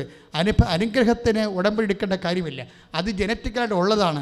നമ്മളെന്തിനാണ് ഉടമ്പടി എടുക്കുന്നത്? അനുഭവിക്കാനുള്ള യോഗ്യതയ്ക്കാണ്. എന്തനുഗ്രഹം കിട്ടിയാലും അനുഭവിക്കാൻ യോഗ്യതയില്ല എന്നുണ്ടെങ്കിൽ അനുഗ്രഹം കിട്ടിയിട്ട് എന്നാ കാര്യം? കർത്താവ് എന്താ പറഞ്ഞത്? ഞാൻ നിങ്ങളെ പറഞ്ഞയക്കുന്നു, നിങ്ങളെ എന്നെ തിരഞ്ഞെടുക്കുകയല്ല ചെയ്തത്. എൻ്റെ ഒരു അനുഗ്രഹത്തിന് വേണ്ടി നിങ്ങൾ എന്നെ തിരഞ്ഞെടുത്തത് നിങ്ങൾ പറയരുത്. ഈശോ എന്താ പറഞ്ഞത്? ഒരു അനുഗ്രഹത്തിന് വേണ്ടി, ഒരു ജോലി കിട്ടാൻ വേണ്ടി, ഒരു വീട് കെട്ടാൻ വേണ്ടി, ഒരു വിവാഹം കഴിക്കാൻ വേണ്ടി നിങ്ങൾ ഒരു അനുഗ്രഹത്തിന് വേണ്ടി എന്നെ തിരഞ്ഞെടുത്തെന്ന് പറയരുത്. മറിച്ച് ഉടമ്പടിയിലൂടെ ആയാലും ഈ ബന്ധത്തിലൂടെ ആയാലും what is happen actually I have chosen you. ഞാൻ നിങ്ങളെ തിരഞ്ഞെടുത്തു. നിങ്ങൾ എന്തിനാണ് തിരഞ്ഞെടുത്ത്? ദൈവം നിങ്ങളെ തിരഞ്ഞെടുത്താൽ ദൈവം നിങ്ങളുടെ ഉടമ്പടി ഉറപ്പുവരുത്തിയാൽ, ദൈവം നിങ്ങളുടെ ഉടമ്പടി വിശ്വസ്ത കാണിച്ചു കഴിഞ്ഞാൽ എന്ത് സംഭവിക്കും? അത് നിലനിൽക്കുമെന്ന് യോഹന്നാൻ 15:16 എന്താ പറയണത്? ഞാൻ നിങ്ങളെ തിരഞ്ഞെടുക്കുക, നിങ്ങൾ എന്നെ തിരഞ്ഞെടുക്കുകയല്ല ചെയ്തത്, ഞാൻ നിങ്ങളെ തിരഞ്ഞെടുക്കുകയാണ് ചെയ്തത്. നിങ്ങൾ പോയി ഫലം പ്രകടിപ്പിക്കുവാനും നിങ്ങളുടെ ഫലം അതെന്ത് തന്നെയായാലും അത് നിലനിൽക്കാനും വേണ്ടി ഞാൻ നിങ്ങളെ നിയോഗിച്ചിരിക്കുന്നുവെന്ന്. ദൈവത്തിൻ്റെ നിയോഗത്തോടു കൂടി നമ്മുടെ അനുഭവങ്ങൾ നിലനിൽക്കാൻ വേണ്ടി, നമ്മുടെ അനുഗ്രഹങ്ങൾ നിലനിൽക്കാൻ വേണ്ടി നമ്മളെ സഹായിക്കുന്നത് ദൈവം നമ്മളെ അക്സെപ്റ്റ് ചെയ്യുമ്പോഴാണ്, ദൈവം നമ്മുടെ ഉടമ്പടി സ്ഥിരീകരിക്കുമ്പോഴാണ്. ഉടമ്പടി നമുക്ക് വേണ്ടത് സ്ഥിരീകരണമാണ്. സ്ഥിരീകരണത്തിന് കർത്താവ് നമ്മളിവിടെ പ്രവർത്തിക്കണം. പ്രവർത്തനത്തെ എന്താ പറയണത്? മത്തായി മർക്കോസിൻ്റെ സുവിശേഷം 16:20 എന്താണ്? അവരുടെ പ്രസംഗങ്ങൾ കേട്ട് കർത്താവ് അവരോടുകൂടെ പ്രവർത്തിച്ചു. അവരോട് പ്രവർത്തിക്കുക മാത്രമല്ല, അടയാളങ്ങൾ കൊണ്ട് അത് സ്ഥിരീകരിക്കുകയും ചെയ്തു. ഉടമ്പടി വേണ്ടത് സാക്ഷ്യങ്ങളാണ്. സാക്ഷ്യമില്ലാത്ത ഉടമ്പടി ദൈവത്തിൻ്റെ അടയാളമില്ലാത്തതാണ്, ദൈവത്തിൻ്റെ കൺകറൻസ് ഇല്ലാത്തതാണ്.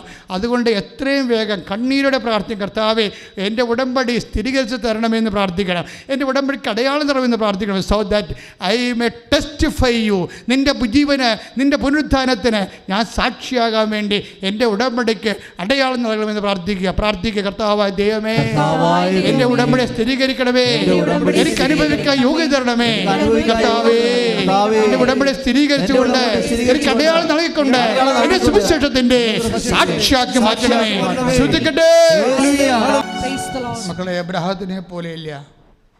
ഉടമ്പടി ഉഴപ്പാത്ത, ഉടമ്പടിയിൽ അവിശ്വസ്ത കാണിക്കാത്ത ഒരാളിൻ്റെ മധ്യസ്ഥതയിലാണ് നിങ്ങൾ ഉടമ്പടി എടുത്തിരിക്കുന്നത്. അമ്മയാണത്. അവസാന നിമിഷം വരെ അവൻ്റെ ചോരയിൽ ചവിട്ടി നിൽക്കുമ്പോഴും അമ്മ അറിയാതെ പറഞ്ഞുകൊണ്ടിരിക്കും, behold the handmaid of the Lord, be to done to me according to thy word. അതാണ് മരിയൻ കവനൻ്റ്. അപ്പാ ആദ്യം പറഞ്ഞത് ഇപ്പോഴും പറയണം, അപ്പാ ഇതാ കർത്താവിൻ്റെ ദാസി, നിൻ്റെ വചനം പോരെ എന്നിൽ നിറവേറട്ടെ എന്ന് പറഞ്ഞുകൊണ്ടാണ് അമ്മ അവിടെ പൂർത്തിയാക്കുന്നത്.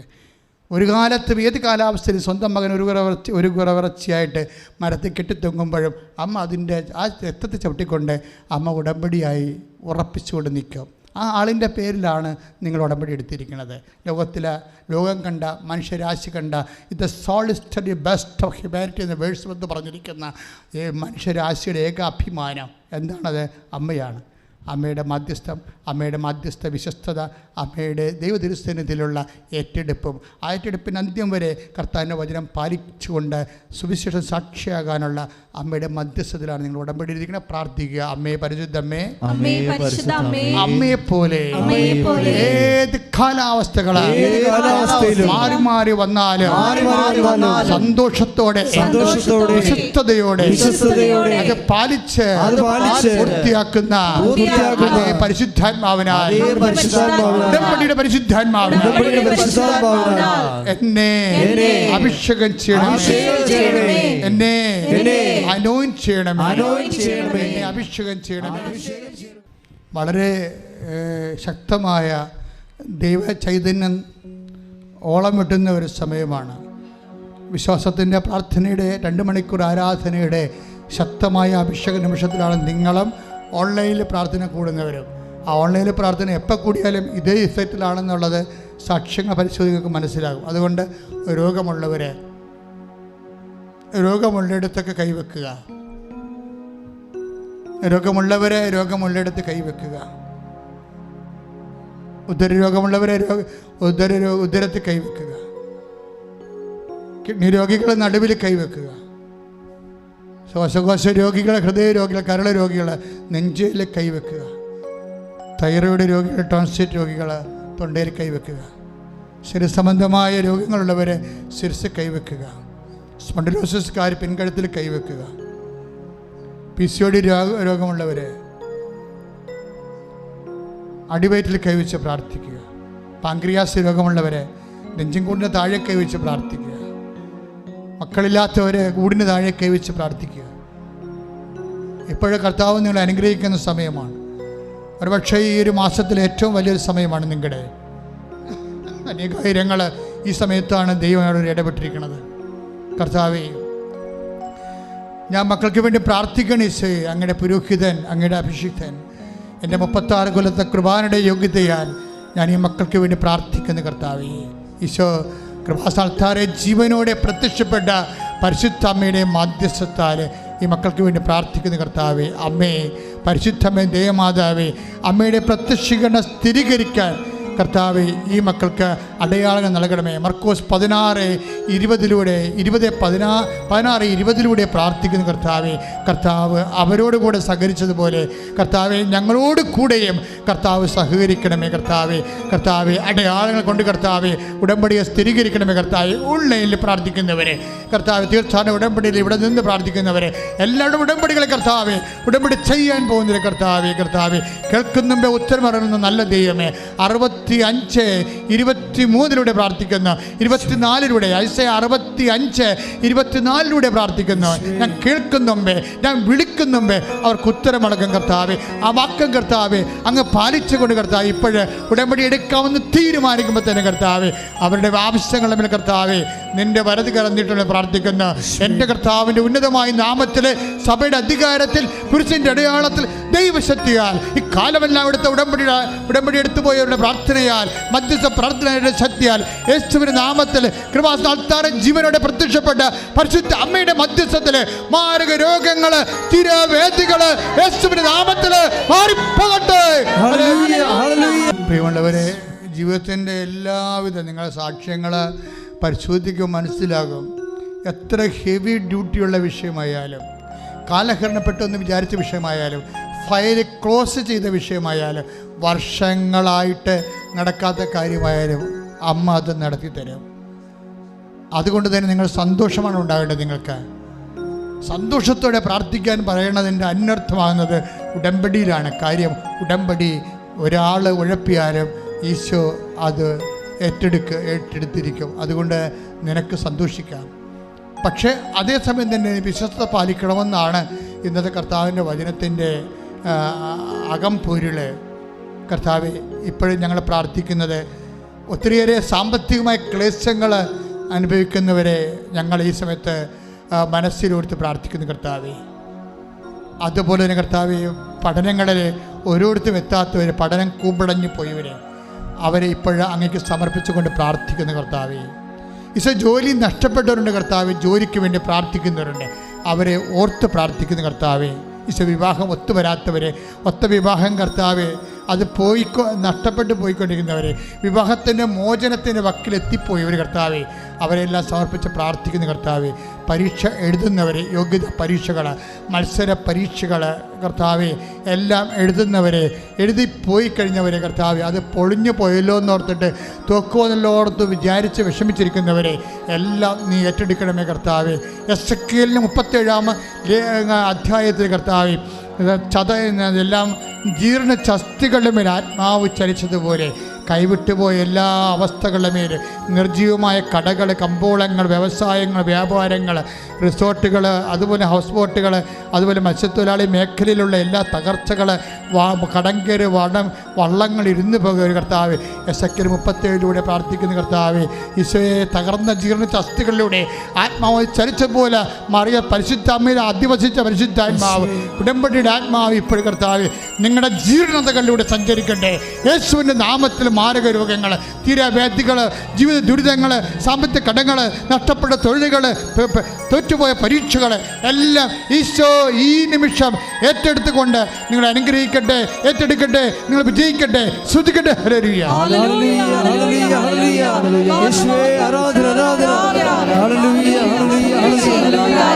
നമുക്ക് കിട്ടേണ്ട രേഖകൾ ചിലപ്പോൾ വിസ ആയിരിക്കാം, ചിലപ്പോൾ റിലീവിങ് ഓർഡർ ആയിരിക്കും, ചിലപ്പോൾ ഖാമയായിരിക്കാം, ചിലപ്പോൾ തിരിച്ചു പോകാനുള്ള പേപ്പറായിരിക്കാം, ചിലപ്പോൾ നിങ്ങളുടെ സർട്ടിഫിക്കറ്റ് വിത്ത് ഹെൽഡായി പോയി കാണും, ചില പ്രമാണങ്ങൾ കാണാതായി പോയി കാണും, ചിലപ്പോൾ നമ്മളുടെ വീടിൻ്റെ പുരയിടത്തിൻ്റെ പ്രമാണങ്ങളോ പട്ടയങ്ങളോ മുന്നാധാരങ്ങളോ കാണാത്ത അവസ്ഥയാകാം. എല്ലാ വിഷയങ്ങളും ഇപ്പോഴ് പരിശുദ്ധ അമ്മയ്ക്ക് ഏൽപ്പിക്കുക. എന്ത് വിഷയങ്ങളോ പരിശുദ്ധ അമ്മയുടെ മധ്യസ്ഥയിലേക്ക് ഏൽപ്പിക്കുക. കർത്താവ്, എപ്പിലെപ്സി രോഗികളെ സംബന്ധിച്ച് പ്രാർത്ഥിക്കുന്ന ഈശോയോ, അതുപോലെ ഒത്തിരിയേറെ സ്റ്റിറോയിഡുകൾ കഴിക്കുന്ന മക്കളെ, ഡ്രൈക്കാഡിൻ പോലെ മാനസിക രോഗത്തിന് പോയി മരുന്ന് കഴിക്കുന്ന മക്കളെ, അവിടെ ഔഷധങ്ങളെ എല്ലാം നീ ഏറ്റെടുക്കണമെന്ന് പ്രാർത്ഥിക്കുന്ന ഈശോയെ. അപസ്മാര രോഗികൾ, അതുപോലെ എപ്പിലെപ്സി രോഗികൾ, ഓട്ടിസം രോഗികൾ, ഡൗൺ സിൻഡ്രം ഉള്ളവർ, ഹൈപ്പർ ആക്ടിവിറ്റി ഉള്ളവർ കർത്താവിൻ്റെ രക്തത്താൽ ഇപ്പോൾ തളിക്കപ്പെടട്ടെ എന്ന് പ്രാർത്ഥിക്കുന്നു. കർത്താവിൻ്റെ രക്തത്താൽ ഇപ്പോഴും തളിക്കപ്പെടട്ടെ എന്ന് പ്രാർത്ഥിക്കുന്നു.